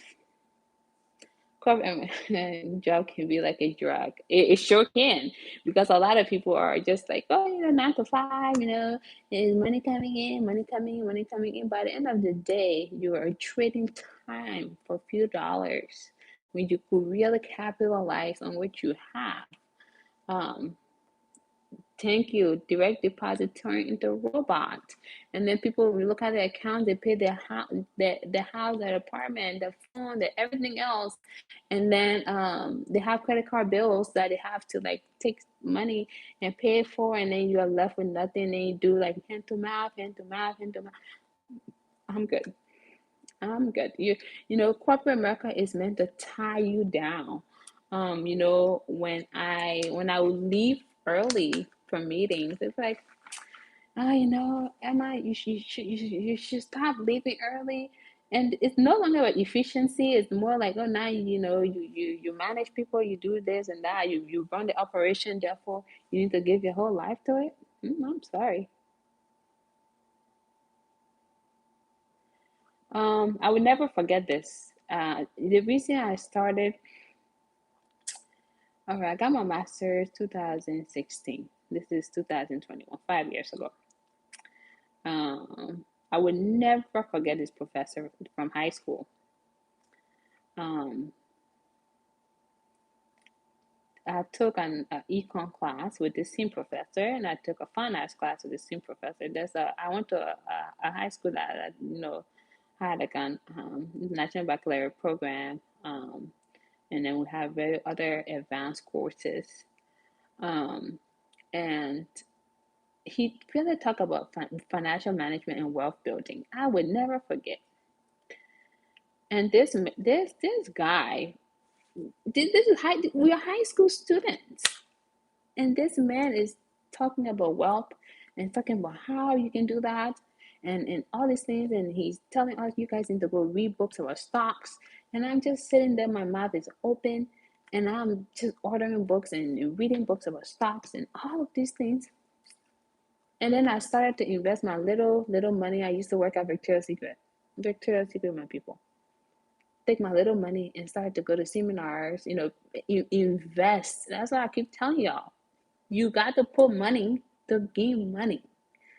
And I started to read, and I started to read, and then the next thing and then I asked a lady, she was my English professor, and I started talking to her about mentorship. I didn't necessarily want Greenberger to be her name was Greenberger. I didn't want Greenberger to be my mentor, but I needed her to point me in direction of mentorship. So then I started to really make some inquiries about mentorship, all of these things. And then I finally got a mentor. And she was more of an international economist. So um, she became my mentor. Okay, so then after high school, I still kept in touch with her. And then she put me in touch with somebody else during my undergrad program. And then it built on, it built on, it built on. And then I started mostly investing in things that made sense. At the time, we started my portfolio with mostly healthcare, because everybody gets old, everybody needs healthcare, health. And also now, me going to healthcare, my parents just wanted me to go to nursing school, but I told my mom, like, anything that has to do with blood, that out of my business. Not of my business. That was not going to happen. I wanted to go to school to become an accountant. My mom said, that doesn't make money. Oh, that does not make money. You need to go to medical school or you need to go to nursing. No, I told her, I said, look, I'm a business person.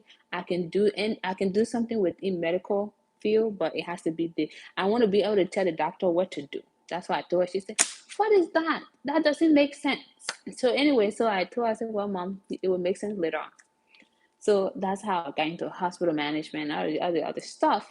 But before that, like, so I was referred to mentorship, and I got a couple of mentors, and then I started investing in pharmaceutical stocks, and I started investing in mostly like equipment, medical equipment. When some of these systems were forming initially, as far as medical records, and all of these things were forming, started to invest in like early things. And like the stock market, as you guys know, it fluctuates. So I started to read more. I started to like, just put my money, close my eye. I don't even check it. I'd never checked it at the time. And I would just put it there.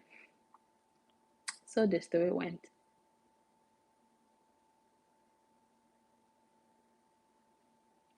Yep, and I used to live way below my means. Way below my means. I tell you for free. The first time I came to this country, my first car, I didn't get my first car until I was shoot, when I bought my old four car when I knew I still had money. I still bought an old four car. This was when 2019. I gave my age away. No. So 2019, I bought an oh 04 car, and that's when I knew what it meant to invest. That's when I knew what it meant to live within your means and sometimes below your means, because there are bigger things that I needed to invest in. That's way beyond cars. So anyway, I put myself into that realm of things, um, and you know, stocks for dummies. Those kind of books really help a lot too. Um, Financial classes, and also to financial experts. To get their newsletters, and some of these things they're not cheap. You gotta get it. You gotta get some of these things. Everybody's different. So for me, I'm just I take risks a lot when it comes to money. I do take risks because I understand that in order for me to gain, and over and over, it has been proven within my own portfolio, that you have to give. When Neo first came out, that stock came out, and I was telling people you got to invest in it. Um, yeah, have to invest in it. People are like, yeah, what is that? And portfolio one. So anyways, another I'm not selling this company though. I'm not selling this company, but another thing I recently posted about on my Instagram as far as a stock to invest in is App Harvest. And people have been telling me, well, am I, keep going down, I keep going down, they're gonna get a lawsuit, they're gonna get a lawsuit. My question is the world population increasing? Yes or no? That's the simple question you need to ask yourself. So the world population increasing, and I talk about this on my channel all the time. People are going to eat all the time. So if somebody investing at harvest, understand that farming, this is a farming business, obviously would make money. It's a common sense stuff. So that's how I've updated my portfolio. When I see cryptocurrency going the direction it's going, I make sure I invest in it from the very, very beginning, because that's where we are going to be. It's a trend. And it's a trend that is meant to stay. So these are things that you learn anyway as you start to invest and know really about investing in other things. And you just learn to let things sit. Allow things to sit. This constant monitoring your stuff, and you see it go down, you panic, doesn't help. And after you want to continue to put in. Um, if you see something doing good, most of my pharmaceutical stocks stay relatively the same. The only ones that started to do much better is the Pfizer. This stuff I invested in, like, again, like I said, a little over some time ago. And then Moderna, like, as you guys can see, with the vaccine, and I was just happy in my little corner. Uh, but these are things that are needed. People will eat. People always need food and water. People always need place to stay, real estates. People always need health. People always need to go to hospital. People always need drugs. Doesn't matter. You will need it. So these are things that you want to invest in. And we are going towards electrical style EVs, right? So you see like vehicles, you see, people are coming out with flying cars. I'm not telling anybody to go buying flying cars. That's none of my business. But you see the trend, right? You're gonna see a lot of people with EV stocks. Oh, are you really watching from Wolfa, Paul? This boy was watching from Texas.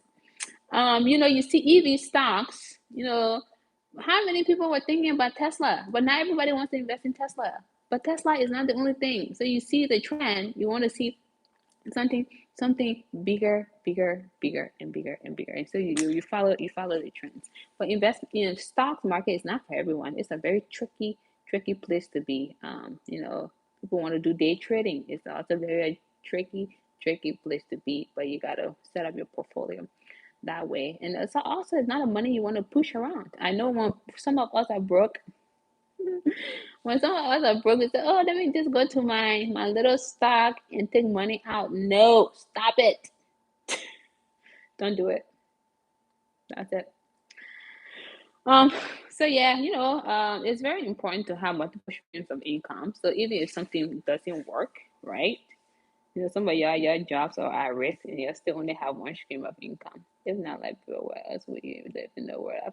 I've always considered Rwanda. I have something that going on. I have a business in Rwanda, so I think Rwanda is good. The other place that I've been thinking about, other than Rwanda, is Botswana. They have a good healthcare system, and the school is good as well. So I've been giving that some serious thought. I've looked into Phuket, Thailand, but those three areas I really have looked into. But I think if I didn't go to Liberia, if Liberia was not on the top of my list, I would be moving to Botswana, really. But that's a really good question. That's a really good question. I think Botswana would be good for, not will be good. I have looked this up. They have really good school system, and the healthcare is really good. So those are my priorities when it comes to children. When I have kids, I want to ensure that my kids have like decent schools to attend. I want to ensure that my kids are also very safe, and also healthcare is a priority. When I'm pregnant, I want to make sure that I can have a safe delivery and all of that stuff. So very important. Yep. So those who are watching from Lofa County, you Paul, you better stop lying to the people. Anyway, so yeah, thank you guys for your questions. You guys have been great. If you don't have any other question to ask, people are still like, if you're on this live and have questions that you want to ask about, like anything, that would be great. If you don't have any questions, you can always, write in the comment section, and I tend to respond relatively quickly. And I shall respond to you. Somebody's on this live is always calling me with business ideas. Always, I will not call names, but these are the people you want to surround yourself with. You want to surround yourself with like-minded people, even not like-minded, but above-minded people, because these are, Warren Buffett. Warren Buffett said your wealth is determined by the 5 friends you have. And if you associate Warren Buffett, you guys know Warren Buffett is a billionaire, makes lots of money. You associate yourself with people who think like you are perhaps above you, you are better off. But you associate with people who just they want to be negative and want you to put in all that kind of stuff. Y'all both are just gonna be in 1,000 years, not 1,000 years, obviously. You got my point. Yeah, just gonna have thousands, and that's it. You're not even going to work millions. But somebody on this my life thing always we always share ideas about business. Like, oh, this is a good business idea. I'm like, okay, maybe Emma, you need to take your time. Because for me, I just be like, we need to get on it right now, right now, right now. And it's like, no, no, let's calm down. But I see logic. But my point is, get yourself acquainted also with people who are doing good, who are doing better, who are always eager to elevate themselves and not being at the same level all the time. And that's the income thing we talk about, like generating like different forms of income, right? That goes along with who you associate with, because if you are associating with people who make thousands and millions of dollars, your mindset is changes completely, and you want to be in the same realm of things. And we got this 9 to 5, man. It gets tiring, y'all. Tiring, tiring. And I don't think for the rest of your life you want to do 9 to 5. Really, it really gets tiring. Telling people what to do, yeah, that's good, But I think at the end of the day, when you get up, you stretch, you drink your water, you drink your tea, decide what it is you want to do for the day, but not to go and be telling this person do this, do this, do this, do this, do that. When you can do it for yourself, when you really can do it for yourself, it's very important. So yeah. Any other questions? You guys have been asking good questions. Thank you for being on this channel. As always, I appreciate all of it, being supportive, and I receive emails daily about different inquiries. Lately, people have been wanting to do consultation, which is good. I'm concerned about the generation of drug users in Liberia. What can we do? Somebody was telling me about opening like a dispensary in Liberia, and I just laughed. I just really laugh, because first of all, you don't have the health care facility for these people already in the street. Then you want to open a dispensary. I don't care what money is going to bring into the country; it still does not make sense. But anyway, um, going back to that question. Um, you have to provide resources. You have to tackle this issue just that you tackle homelessness. Meaning you have to provide facilities for people to be, because it's inevitable. This kind of thing is inevitable in society.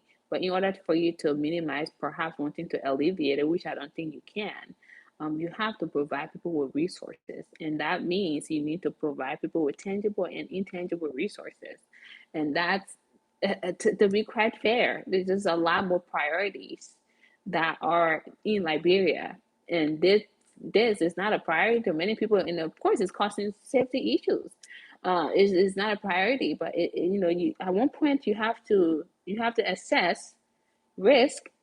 You have to assess what is doing to the country. I don't want to get political here, but you really have to take a look at what harm this is causing.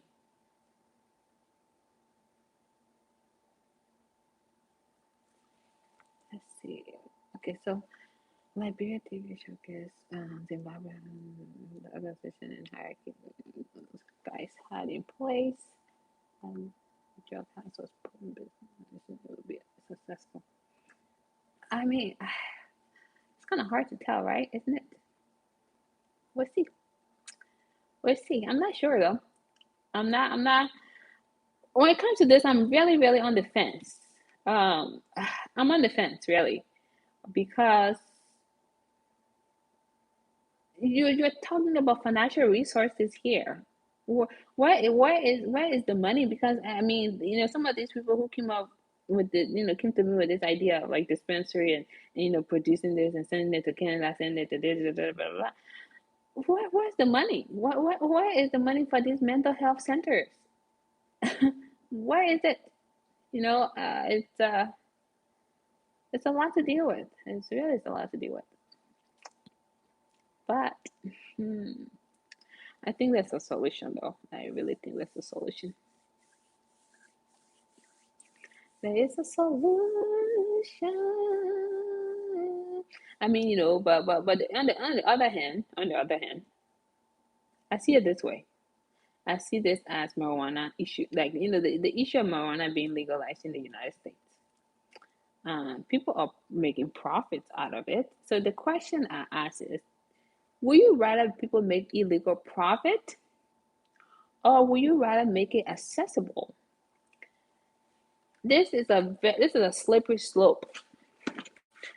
Um, with it, people who are being taxed for such business, does it really help the economy? It does, right? But people who are making profit out of it, and they're the very select few, they would rather have that than corporate America saying, you know what, we're just gonna take control of it and do everything part of it. The same thing with this. Like, who's taking the drugs to Liberia? Where are they getting it from? How did these people have access to it? Who are you gonna? Who's the middleman you're gonna alleviate?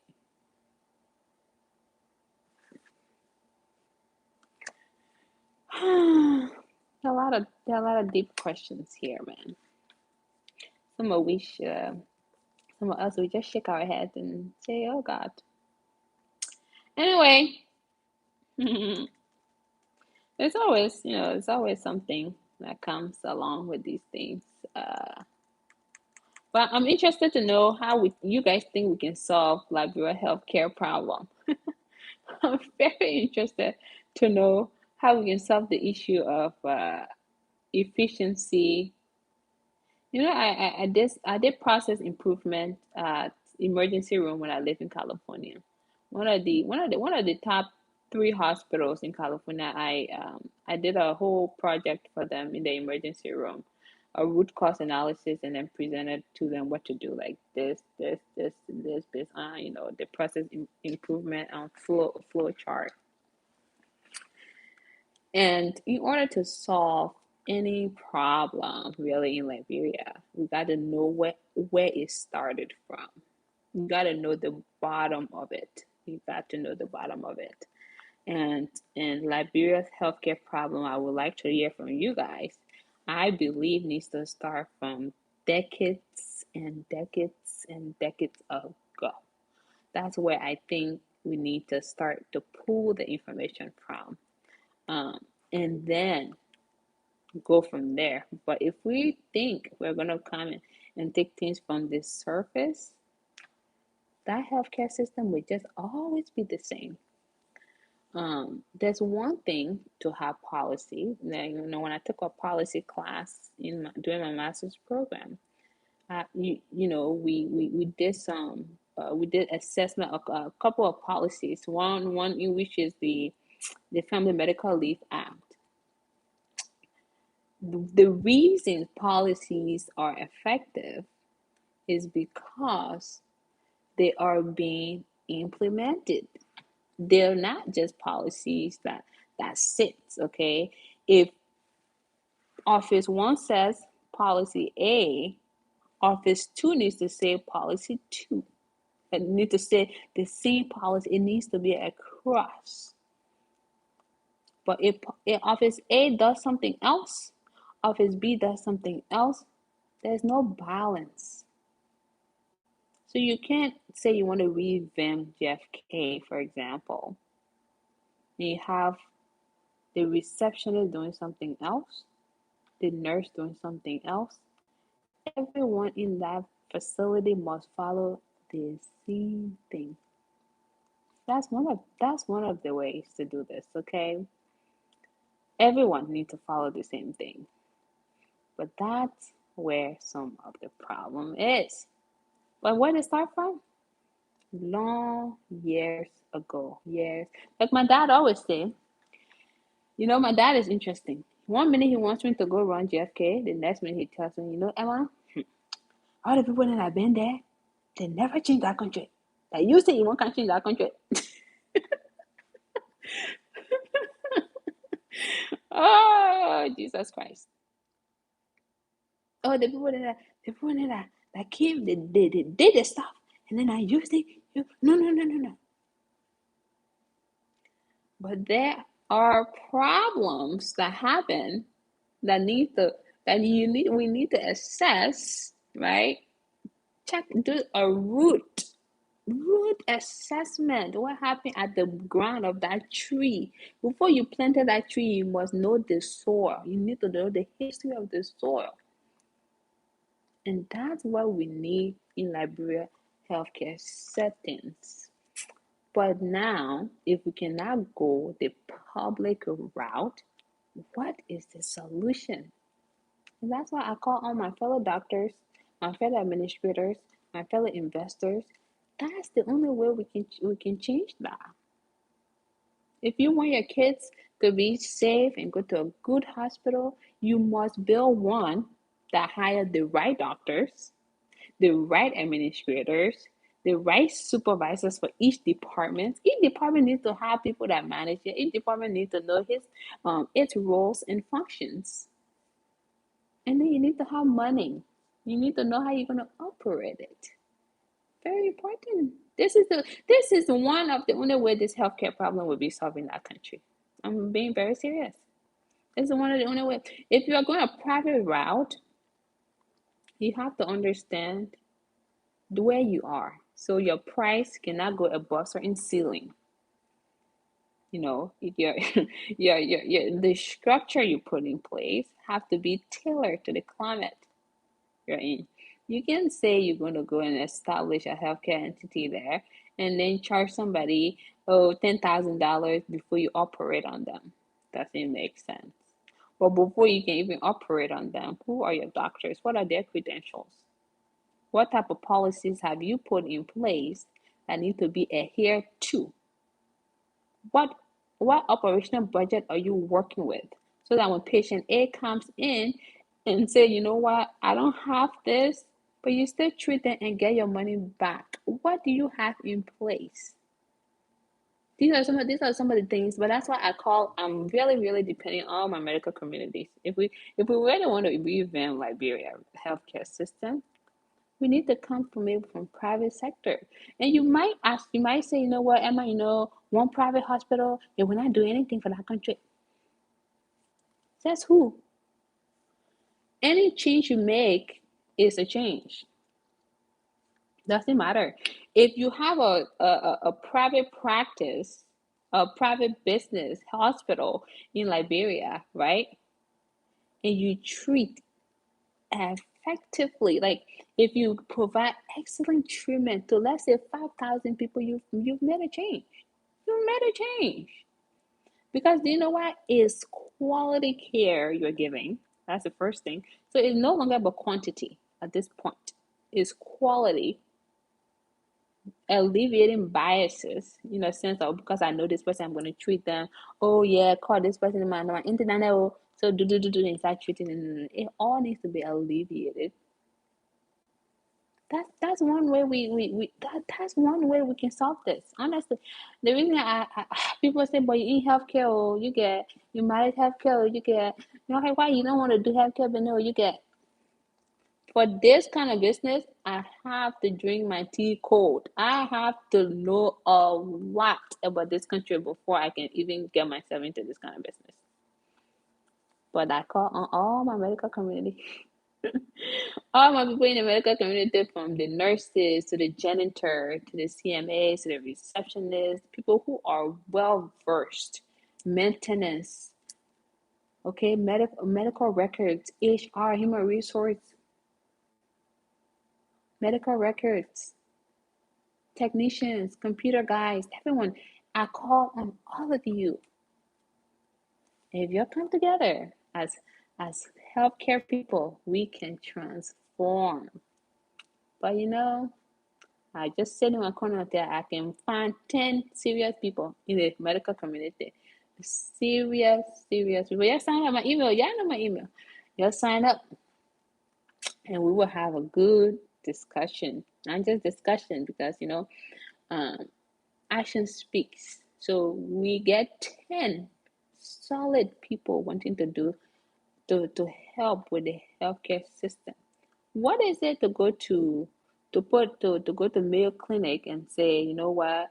I have a buddy who works at the Mayo Clinic, and he did this before. He asked them for equipment for the lab for the laboratory in Liberia, and they were willing. They're willing to give new equipment.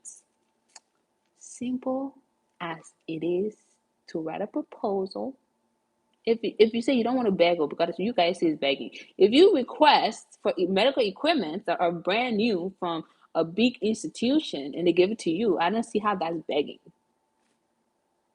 I don't see how that's begging. But like I said, 10 people come together. Trust me, I'll be interested. But for now, I just sit in my little corner and do my little things that I like to do until we all take our kids to Liberia and realize we need some good treatment. Maybe I'll be serious. But for now, I guess we just go to JFK or Catholic Hospital and get very, very, very, very 6 out of 25 stars treatment. But anyway, I trust my people. I really do. Only one person though who has really engaged me with this project. She's actually a PhD student. I mean, I talked to another doctor before, but it just surface information. She's a PhD student, mostly in healthcare. Well, that's her thing that she's studying right now. But she told me, she said, Emma, I want to transform Liberia healthcare sector. And I said, when you finish with your school, then we can talk. But while she's finishing her school, there are conversations that we are to be having constantly about it. Because it has not changed. So the simple fact that we keep talking about the same healthcare problem disparities is a problem in of itself. So we can't keep talking about this problem. So that's why I know y'all can ask me the question in my inbox. So that's why I don't talk about healthcare, because it means so much to me and it hurts. That is how it is. And some of us who are 100% willing to help just need to be alive. Okay? Need to be alive. That's all. Because you don't want to try to go transform a place and someone say, "Oh, the little girl thinks she is." I don't want to do that. I want to remain how I am until my good Lord calls me home. I don't want to be somewhere because of envious spirits. So, why I love my country so much, my country can only transform herself in this specific topic if we all are wanting to be serious. So yeah, that's my healthcare thing for y'all. In the meantime, what time is it? 8 o'clock. 8 o'clock p.m. 8 o'clock p.m.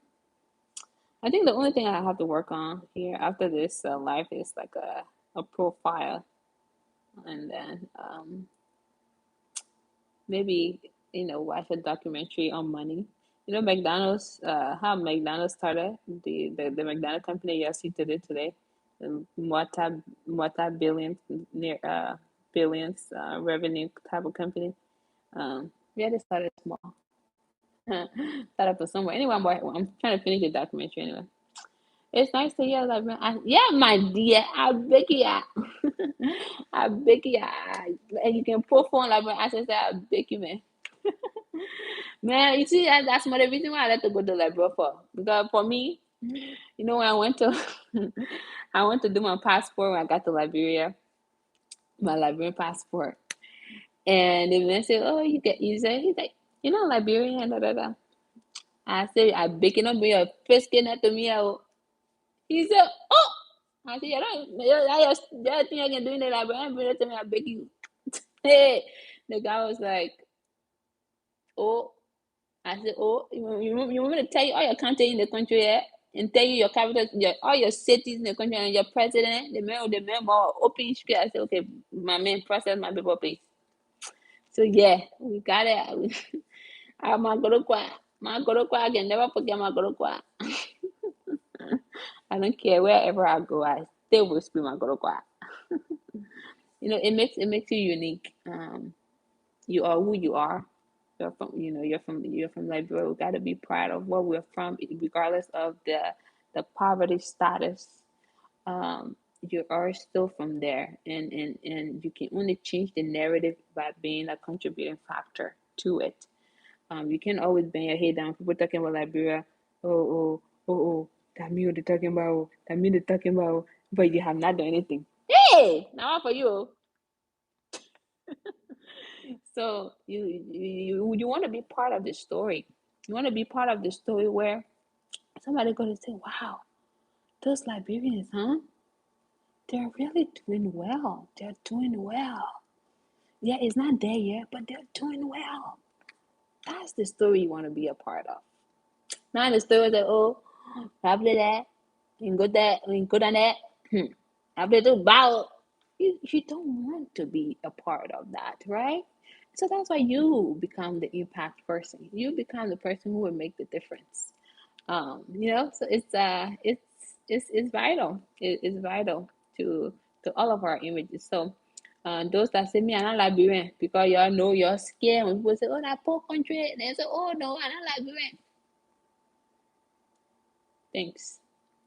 You Liberian, oh, by force you Liberian. I will make sure you you will. I will make sure some of them when I say that they don't want to twist them and say they're not Liberian. I say you are Liberian. Hey, success girl. Mwah.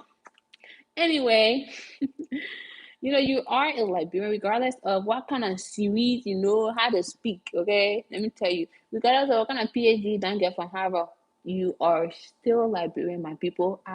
Sometimes I can torment people. I can be shaking and say, no, no, you are Liberian, my dear. I don't care what kind of education you get, you are still Liberian.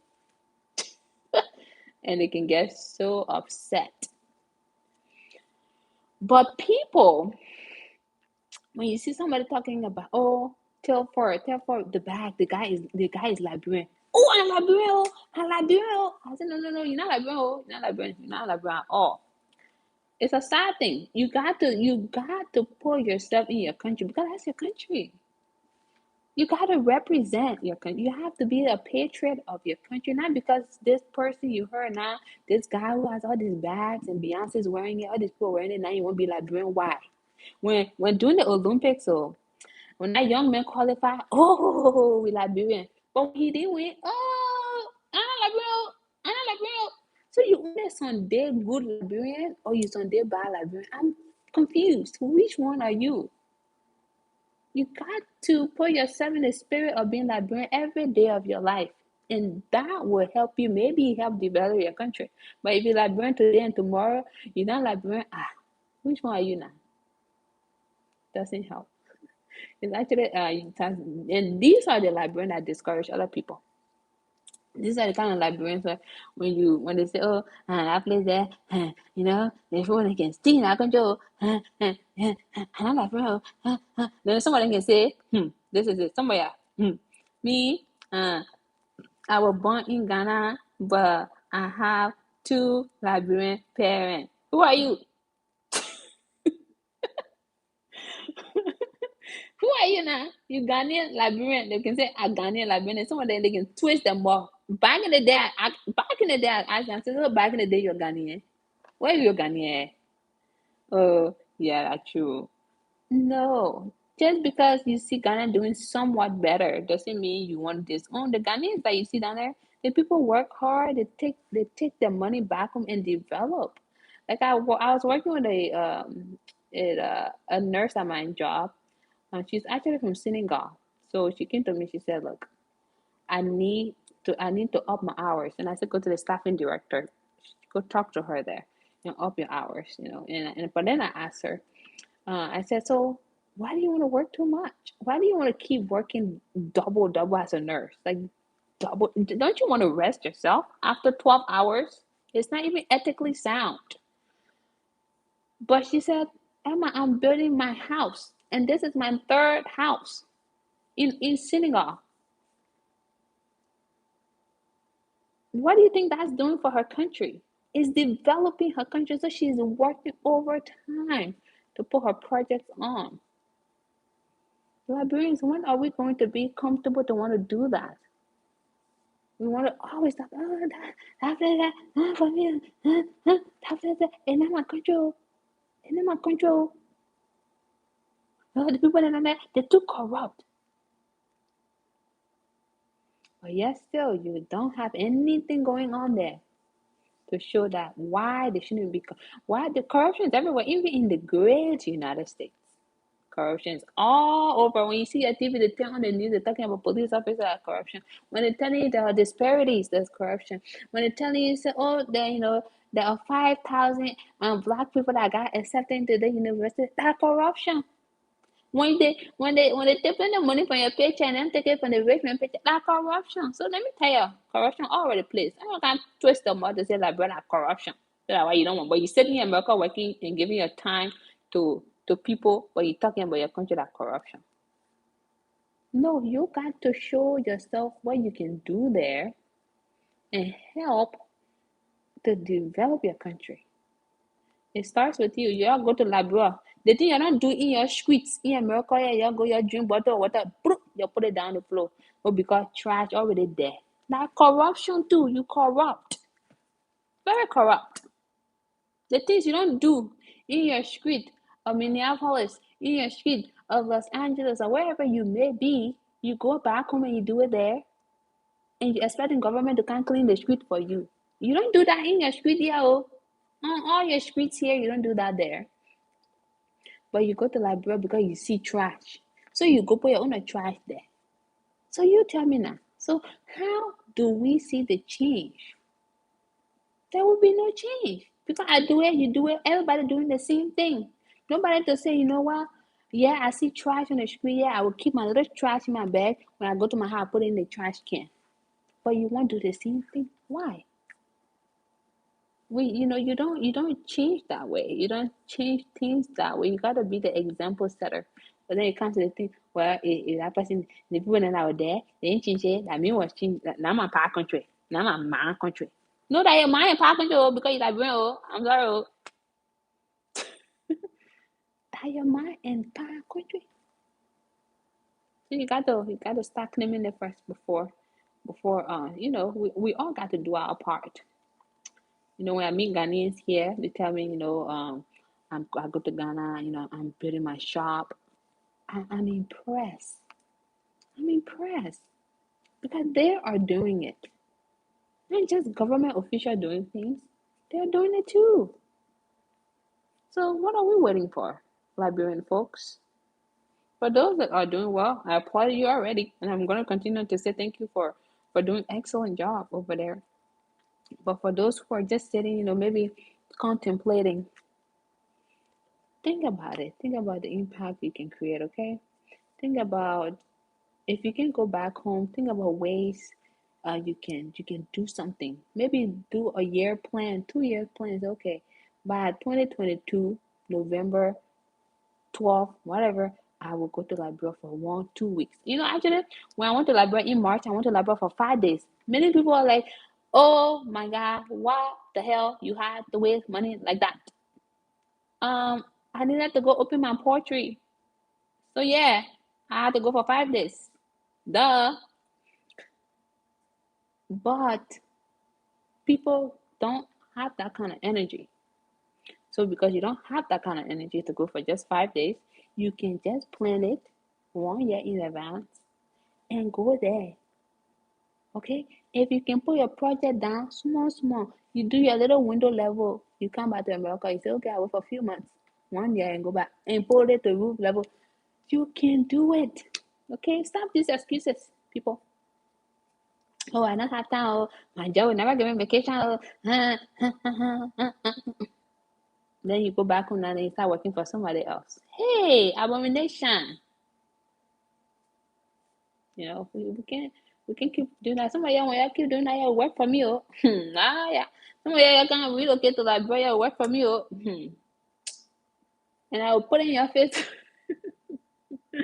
I'll put in your face that when I was on my YouTube channel, I was telling you to go back home to go and invest. You were laughing. You were saying, "Gonna give me excuses." Nah, you go work. Why I sit on my beach in Broadville and be drinking my little palm wine and you're working? You see that? Don't let us do that to you. You got to you got to rethink some strategies really. Some of the tickets, man, some of the tickets can be cheap. Like going to Liberia, man, if you buy the ticket the right time, you can buy a ticket for $500 if you plan ahead of time. If you are looking for accommodations, you can always contact me. Hey, Emma, I want to stay so and so place. Like a lady contacted me from the UK. Like, look, this is my first time going to Liberia for since many, many years.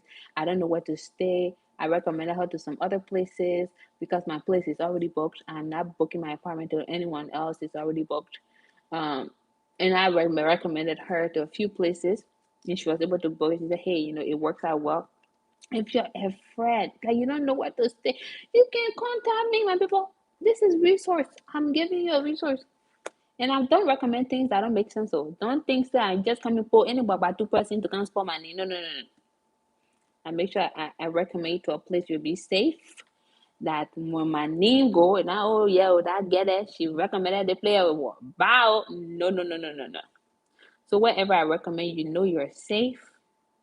You get the same services. It's at a very affordable rate, and you good. But don't put any excuse of house, of car. I have a service there that take you around if you need it. I can always trust this service to take you wherever you want to go in Liberia. So your issue of car, your issue of house, your issue of this and that, no, it should be out. So your other issue like, oh, my job don't give me vacation. Well, take a whole year to plan your whole year trip. Oh, it's too expensive. Buy a ticket way ahead of time in 1 year before you go. Affordable. So all these excuses must fly out of the gate because there's 2 months. But in there's 2 months, I can go.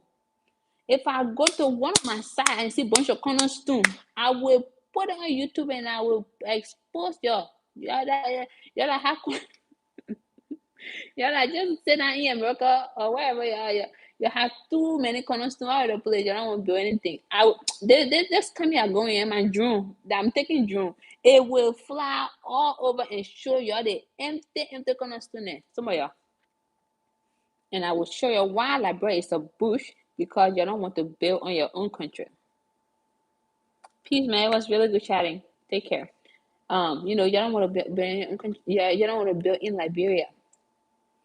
You're going to you get down in Liberia there. There's just a green trees you can see. But you take a look at the land. You see cornerstone says this person need, this person need, this person need. How you will not see bush, my people? When all you can do is cornerstone, cornerstone, cornerstone, cornerstone. The cornerstone said tire. The cornerstone crying. Cornerstone want you to add to the bill and take it from there. But some of y'all tell me, say, oh, I had land for 20 years. What? 20 years? You must be kidding. You must be the issue to Liberia's problem too. 20 years for what? And you still haven't built anything on this. Very sad. So that's why the lands I'm selling, I'm being very careful. If you tell me, say, you're not investing within the next 2 years, and don't sell to you. 2 people have already denied because they tell me, oh, you get a fire going building a community. No, no, the community is meant to start being built now.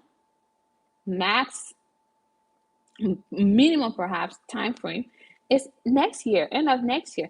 If you don't tell me you're building within this time frame, I'm not selling to you. I've said that already. There are 2 people I've already denied because they have long-term plan they want to build, but that's not what this community is intended for.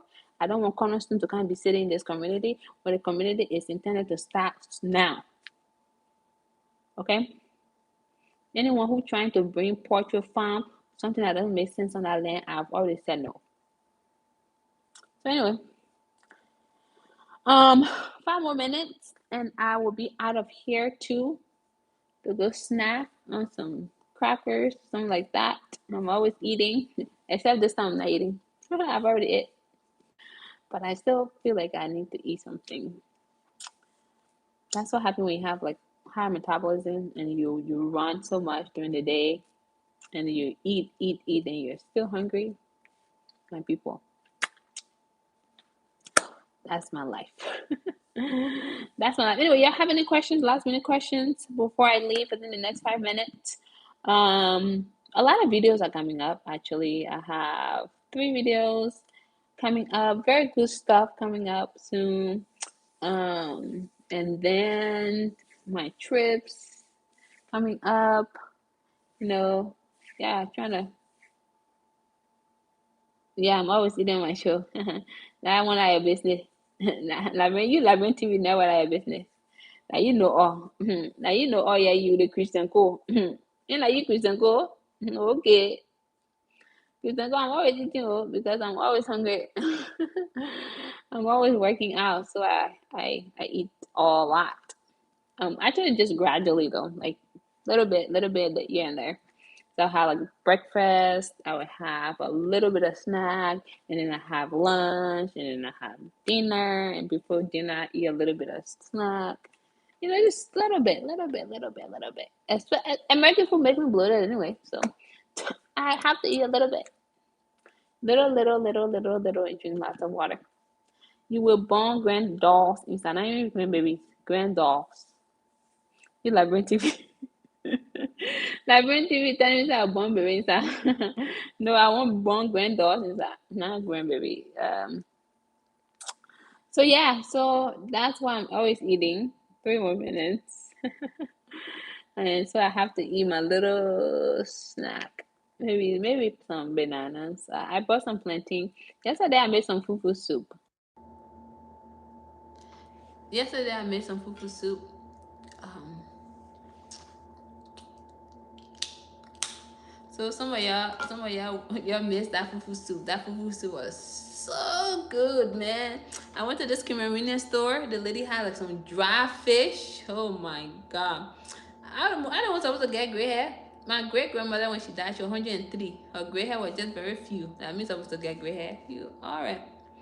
Um Man, that soup I made. Can you believe it finished today? Yesterday, yesterday I cooked some good pepper soup, man. And I got fufu. I cooked some fufu, and it was really good. And it's good stuff, good stuff. But I got some plantains, so I'll fry some plantain and I'll make some fish. I'm thinking about baking it though. Just trying to cut down my oil. Um, but yeah, please subscribe this girl. Okay. Yeah, so I don't even talk about subscribing to my channel. I just say it and talk plenty. And so thank you, yeah, man. The Pepe. Man, the Pepe, I like when TV telling me say I'm a subscribe. Oh, y'all go subscribe, yeah. Y'all go subscribe because they go before I go to Africa, yeah, my subscription need to go up to 2,000 subscribers. And then when I go to Africa, I'm bringing so the content, and the content is gonna be crazy because I'm going everywhere, places in Liberia you've never seen. I got some hidden gems, man. Somebody sent me pictures recently around the Grand Bassa belt. There's a place. When y'all see the place, I'll be like, wow. Somebody sent it to me like, Emma, you need to invest here. I'm like, slow your roll, slow your roll. I need to come there first before I invest. 100%. Sounds like Donald Trump. So when I go back home, you guys are gonna see the best content out of LIB. Okay, so you better subscribe to put me at 2K before I go back home. Okay, okay.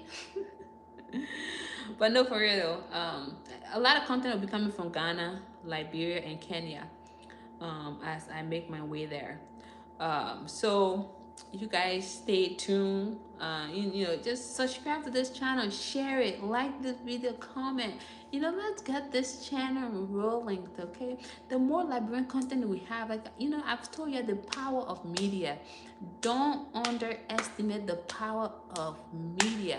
And investors coming to Liberia, we need more of this content. More and more people are asking me about Liberia, to be quite fair, since I started this channel. So, excuse me. So do the best you can, y'all. Do the best you can to subscribe, to share my stuff, to like it, to give me feedback. I'm always open. Somebody told me, say you need to eat before you get on the channel yet. So they said you need to eat before you get on the channel. I said, you know what? This person is so damn right. I'm gonna eat, then I'll get on this channel. But you can't tell me not to drink on my channel. But anyway, so yeah, that was a good advice. I'm always open, so just leave a comment. Tell me if I say, oh, they get talk too much. Don't be talking too much. I will be quiet too.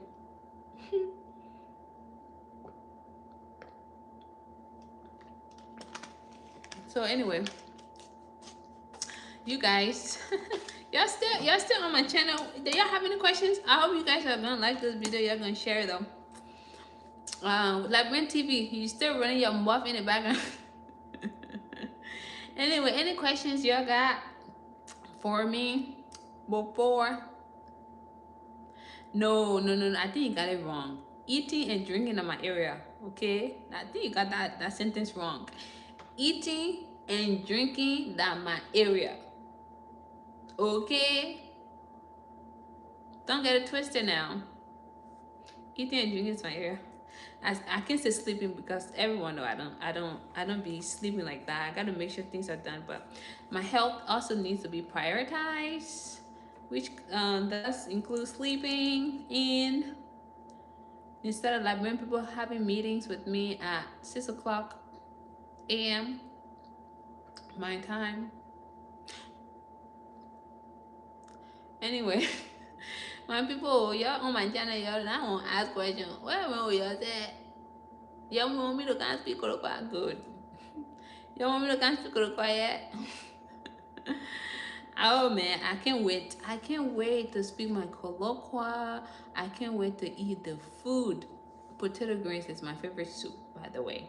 So when I went to Atlanta, um, one of my biggest fans on here, she cooked it. She invited me, and I went to her house, and she immediately cooked that soup for me. She was like, "Everything here is on this table, but this soup is for Zawadi."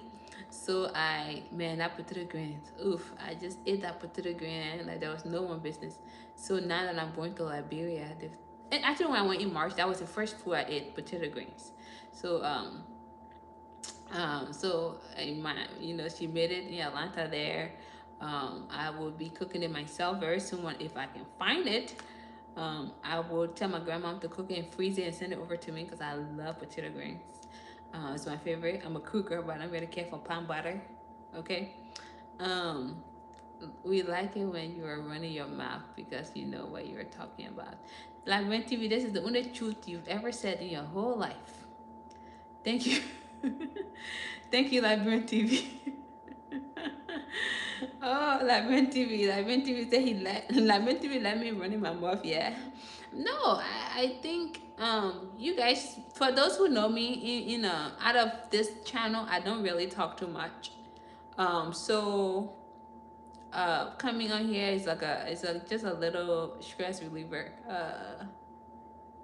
That your business, the one you give me. Like TV, you're the only person commenting here. You don't respect a cent. Don't backfire be spending borrow the disgrace. So I beg you. Yeah. So um yeah, so yeah, all of y'all over there, when I come to your state, you best show me the potato green spot, yeah, so I can get potato greens and eat my potato greens, yeah. Let me tell you now, the other food I miss is curry yoko. But the whole day I was still on inside. Which one I was still on in? Is that your only librarian you know? Gary Yoko, man, I miss Gary Yoko too much, man. But I can't wait though. I can't wait to eat all of these things when I go back to Africa. Gary Yoko, what else? What is the other thing called where you eat like your gari, your milk, and your peanuts? Oh my god, that is the absolute best. So I'm gonna eat that too. Except when I live in Grand Crew County, when we used to eat the cassava, like we used to save the cassava and leave it overnight and then eat it with palm butter. But I don't really care for palm butter. But that's something that I would probably eat too. So I really look forward to going home. I look forward to going home and eating. You will grow gray hair inside and we will call you Grandma Zawadi. I can't wait to be grandma, obviously. No. Yeah, okay, like TV. I'll grow gray hair inside. Okay, well, I thought you said my great grandma didn't have much gray hair. She was 103 years old when she died. So let me just tell you right now. Nobody in my family can die young. So by the time we get to the, that age, we don't even have much gray hair. So let me tell you right now. Um, so yeah.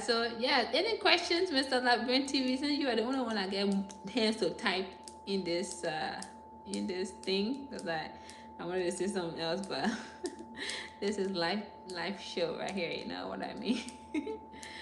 Anyway, what's up? What's up? What's going on? Are you guys going to Liberia? Any of you guys going to Liberia this year? Within the next 3 months or so, anyone going to Liberia? Please tell me, yeah, have you going to Liberia, yeah? And to tell me what they can say, all they put to the green it.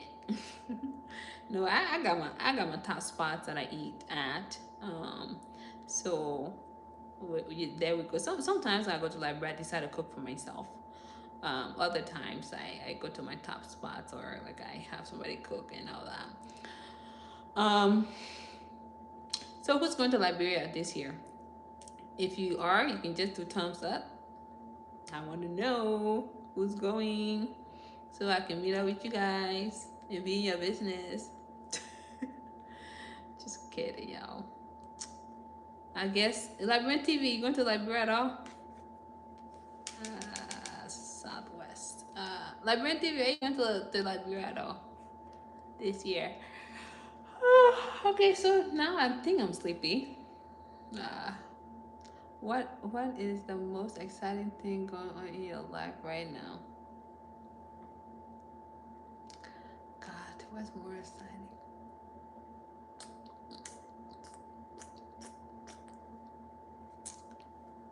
What's exciting?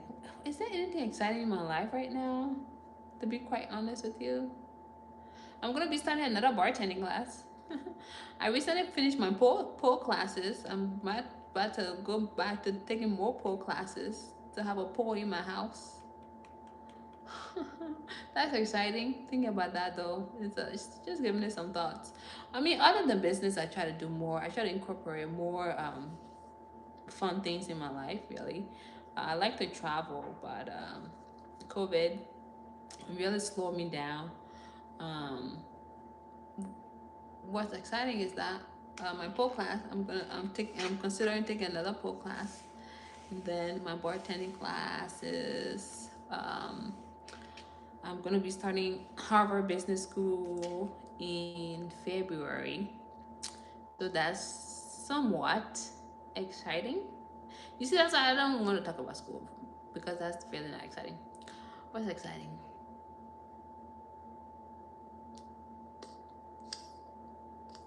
What else is exciting? Oh my goodness, it's nothing exciting in my life. What? What? Oh my god, that's hilarious. I have a lot of other private exciting things that I would rather keep to myself. Mhm. Any other questions? Labyrinth TV, did I answer your question? Did I answer your babatu question? And why are you yelling at me in all caps anyway? Okay, this is good. This is good. More people are leaving. This is good. Labyrinth TV, you can talk again, or you can type your hand thing, or you typing like a grandma like this. Labyrinth TV, is that what's going on right now? That's hilarious. um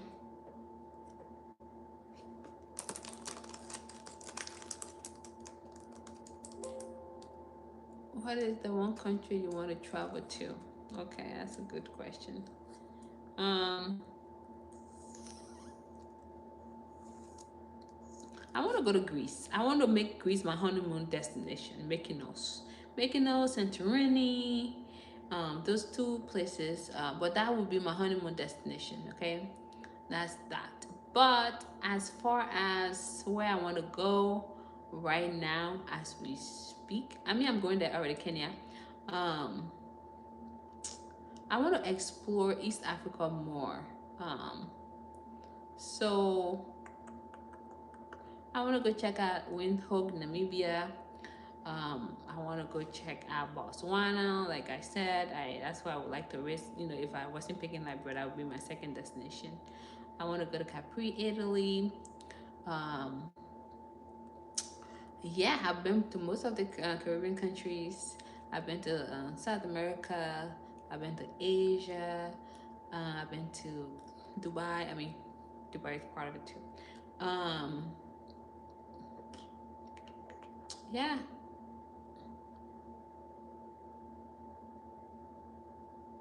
Oh, what is the number one? What is one? Okay, okay. My top country to travel that I want to travel to, that I want to travel to.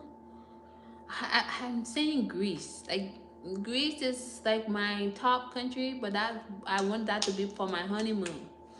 Okay, so um, but that's honeymoon aside. Okay, honeymoon aside.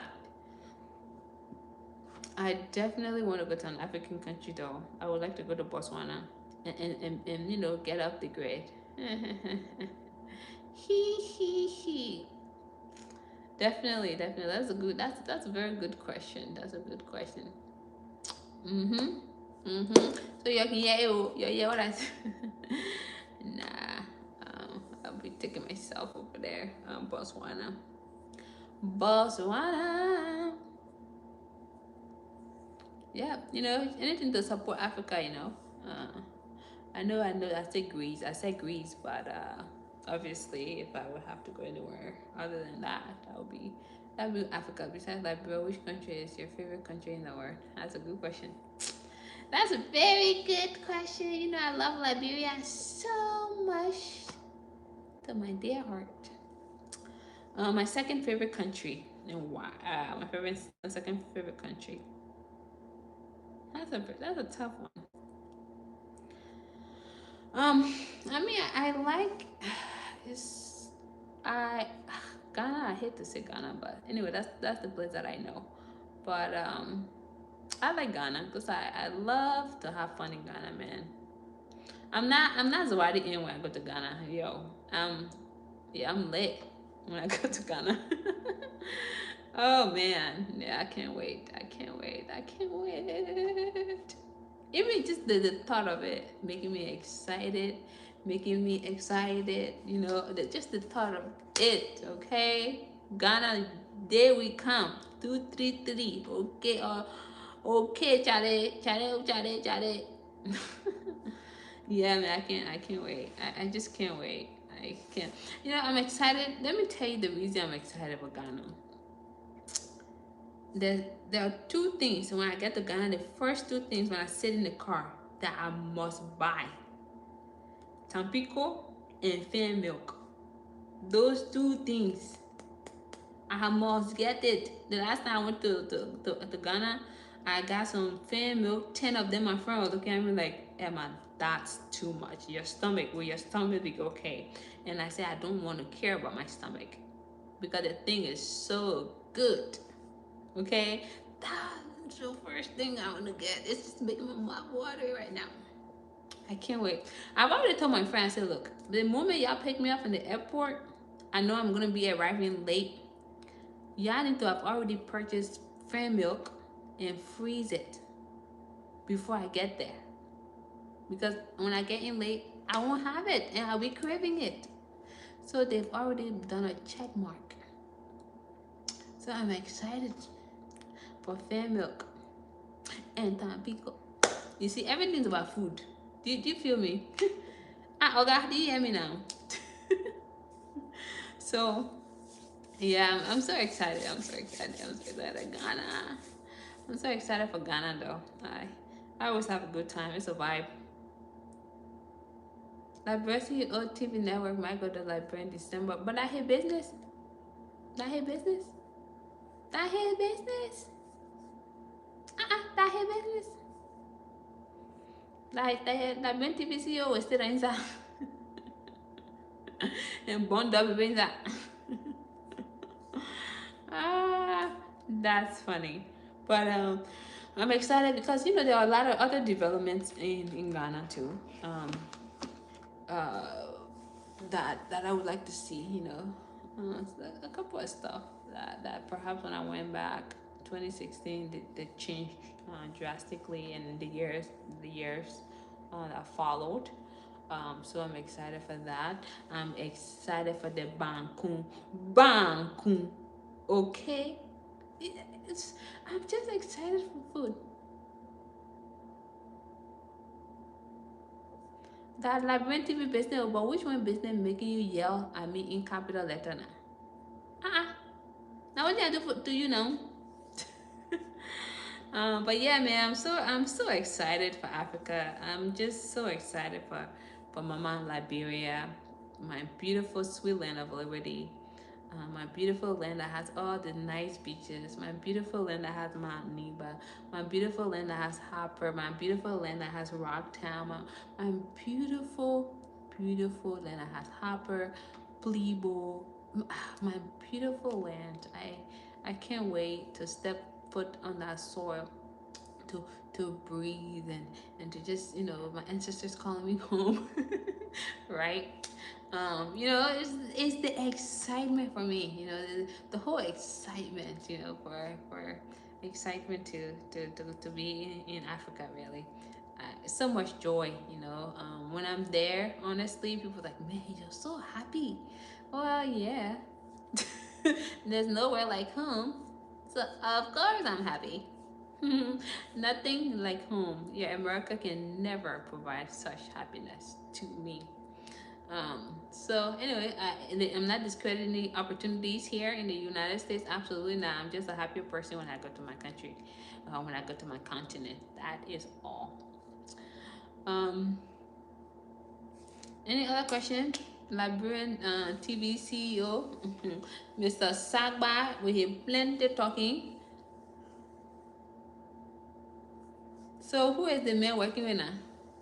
Let me hear in my ear. You working with Jeff Bezos? Who are you working with? Who is the man working with?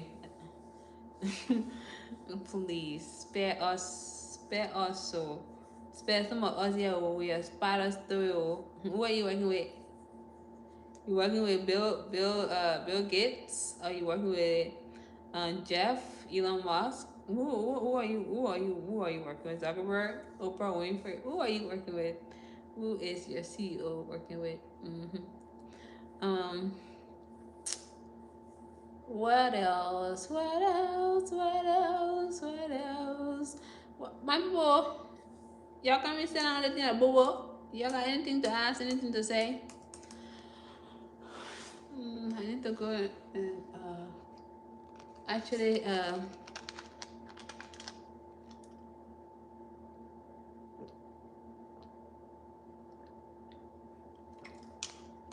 get my snack to eat it. Maybe get banana because it's kind of too late for anything other than a banana. Y'all come here on this live, right? Any other questions though? Or you're just gonna be sitting there? Global conference in California. So who do they have there? Who do they have there? Okay, tell us how are these people putting money in our pocket? Please tell us yet. Let us find out. Global conference. That's excellent. Excellent day. Okay. Any other thing to add to this discussion, this discourse? Anything to add? I want to know who's going to Liberia though. All of you guys who are on my channel, y'all going to Liberia at all? Let us know. Share this thing, like, comment, share, do all of the above, okay? Um, yeah, yeah. Okay.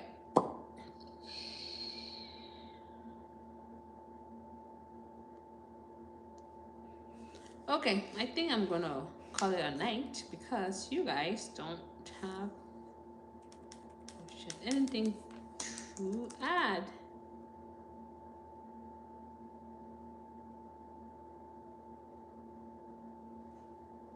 Yeah, so anyway, if you don't have anything to add, okay, so that's something I'm gonna leave you with, okay? I think many of you guys have been hearing some news out of Liberia, okay?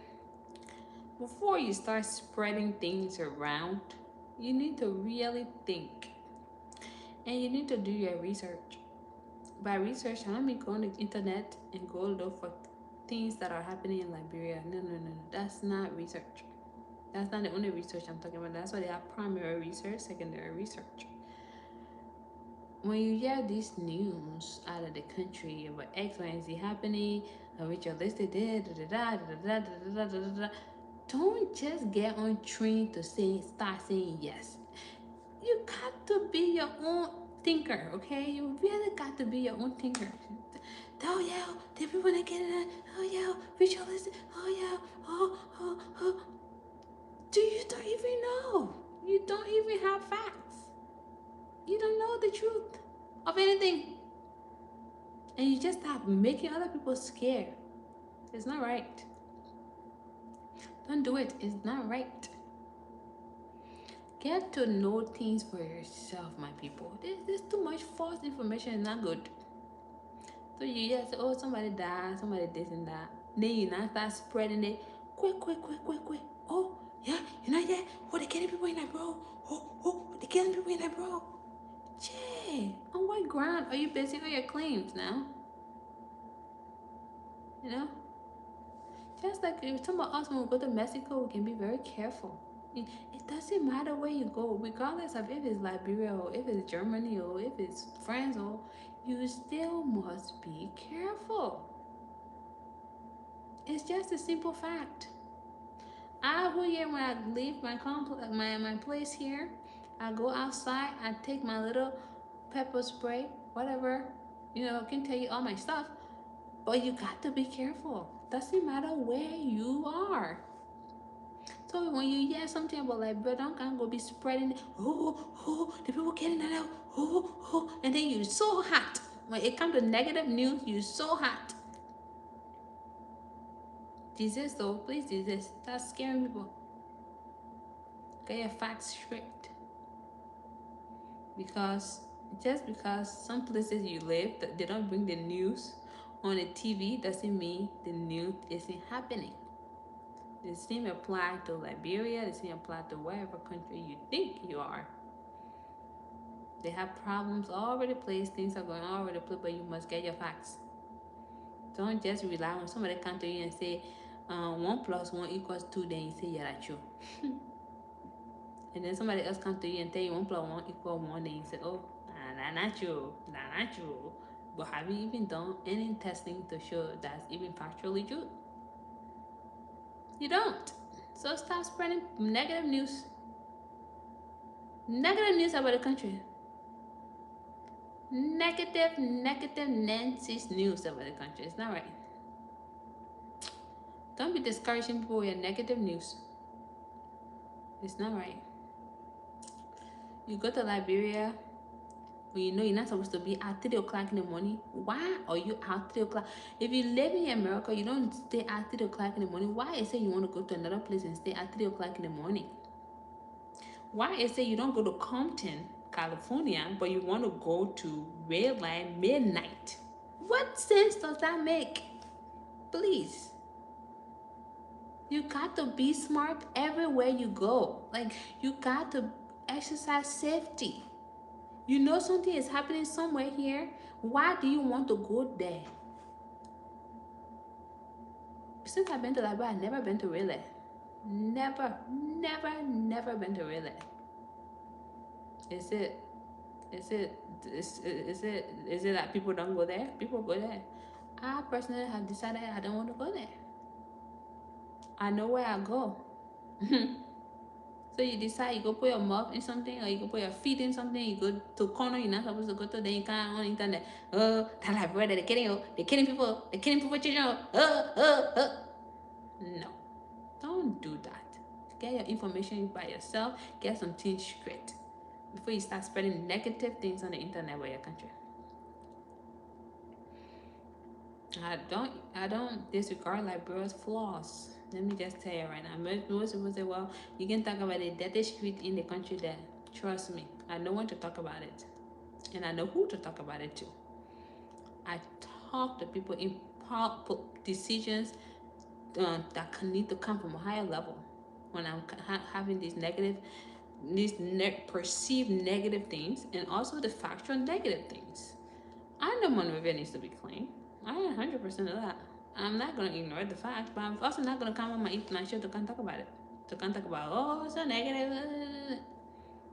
No. When I stay here and I want to work in Burrillville community, the first thing I ask, who are the representatives? Who's the mayor? Who represents Burrillville? These are the questions that I ask. If I want to see Burrillville being the cleanest city in Liberia, these are the questions we need to ask. Not to count on internet. Whoa. It's not spreading false news. False news. Jesus. False news can really spread like wildfire. And then some people now who supposed to be going to Liberia in December now say, oh, me and I cancel my ticket. They can't have it now. So I'm not going anymore. You see the kind of negative news you can bring? And then people make up their mind because of your negative, false news. It's not right. It's not right. Let us get the facts and let us get things straight. When they start shooting in Florida, there in a club, people stay in Florida, still went to club. My point. Not telling you that the shooting is wrong, it's right. No. That's not what I'm saying. But people still live their life, my people. We're cautioned of you have to be very mindful of where you go, blah blah blah, how you interact with people, blah blah blah. Everywhere you go, it's all over the world. You go to France, they don't do gun killing, they do knife stabbing you, people bringing knife to your face, taking your wallet from you. That is not on news.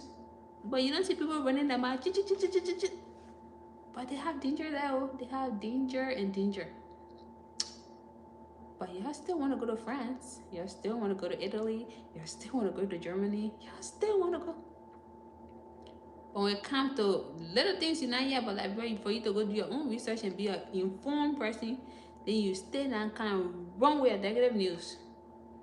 And you become negative news deliverer. You can't deliver and make other people scared. Why must you do that? Please stop and desist from it, okay? Desist from it. It's not good. Not right for your country. For those who talk about Monrovia being dirty, what is your contribution?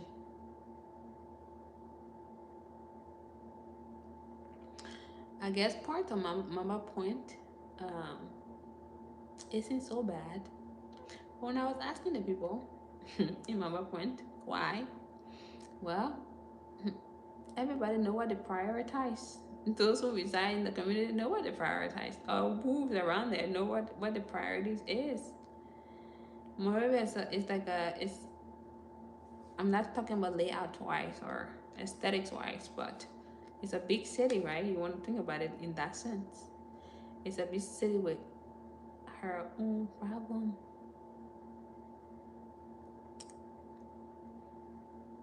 So for me, like I said, I don't go to red light. I don't go certain places night. Nope.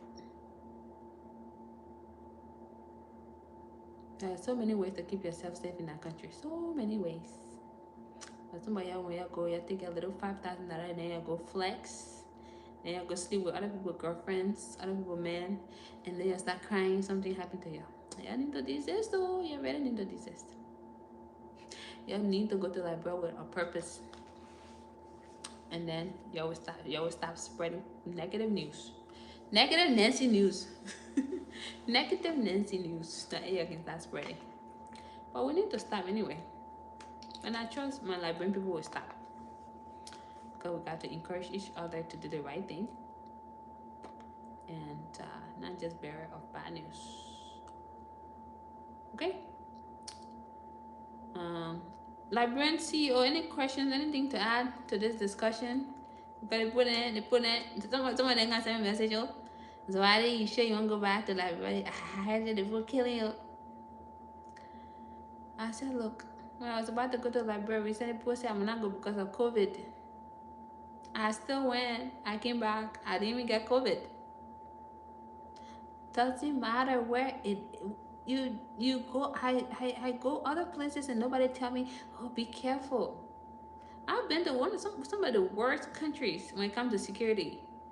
but no one has ever told me be careful. But whenever I'm going to Liberia, oh, be careful, be careful. I was going to Mexico, Jalisco. I was going to um um there's a place that they have papas and beers.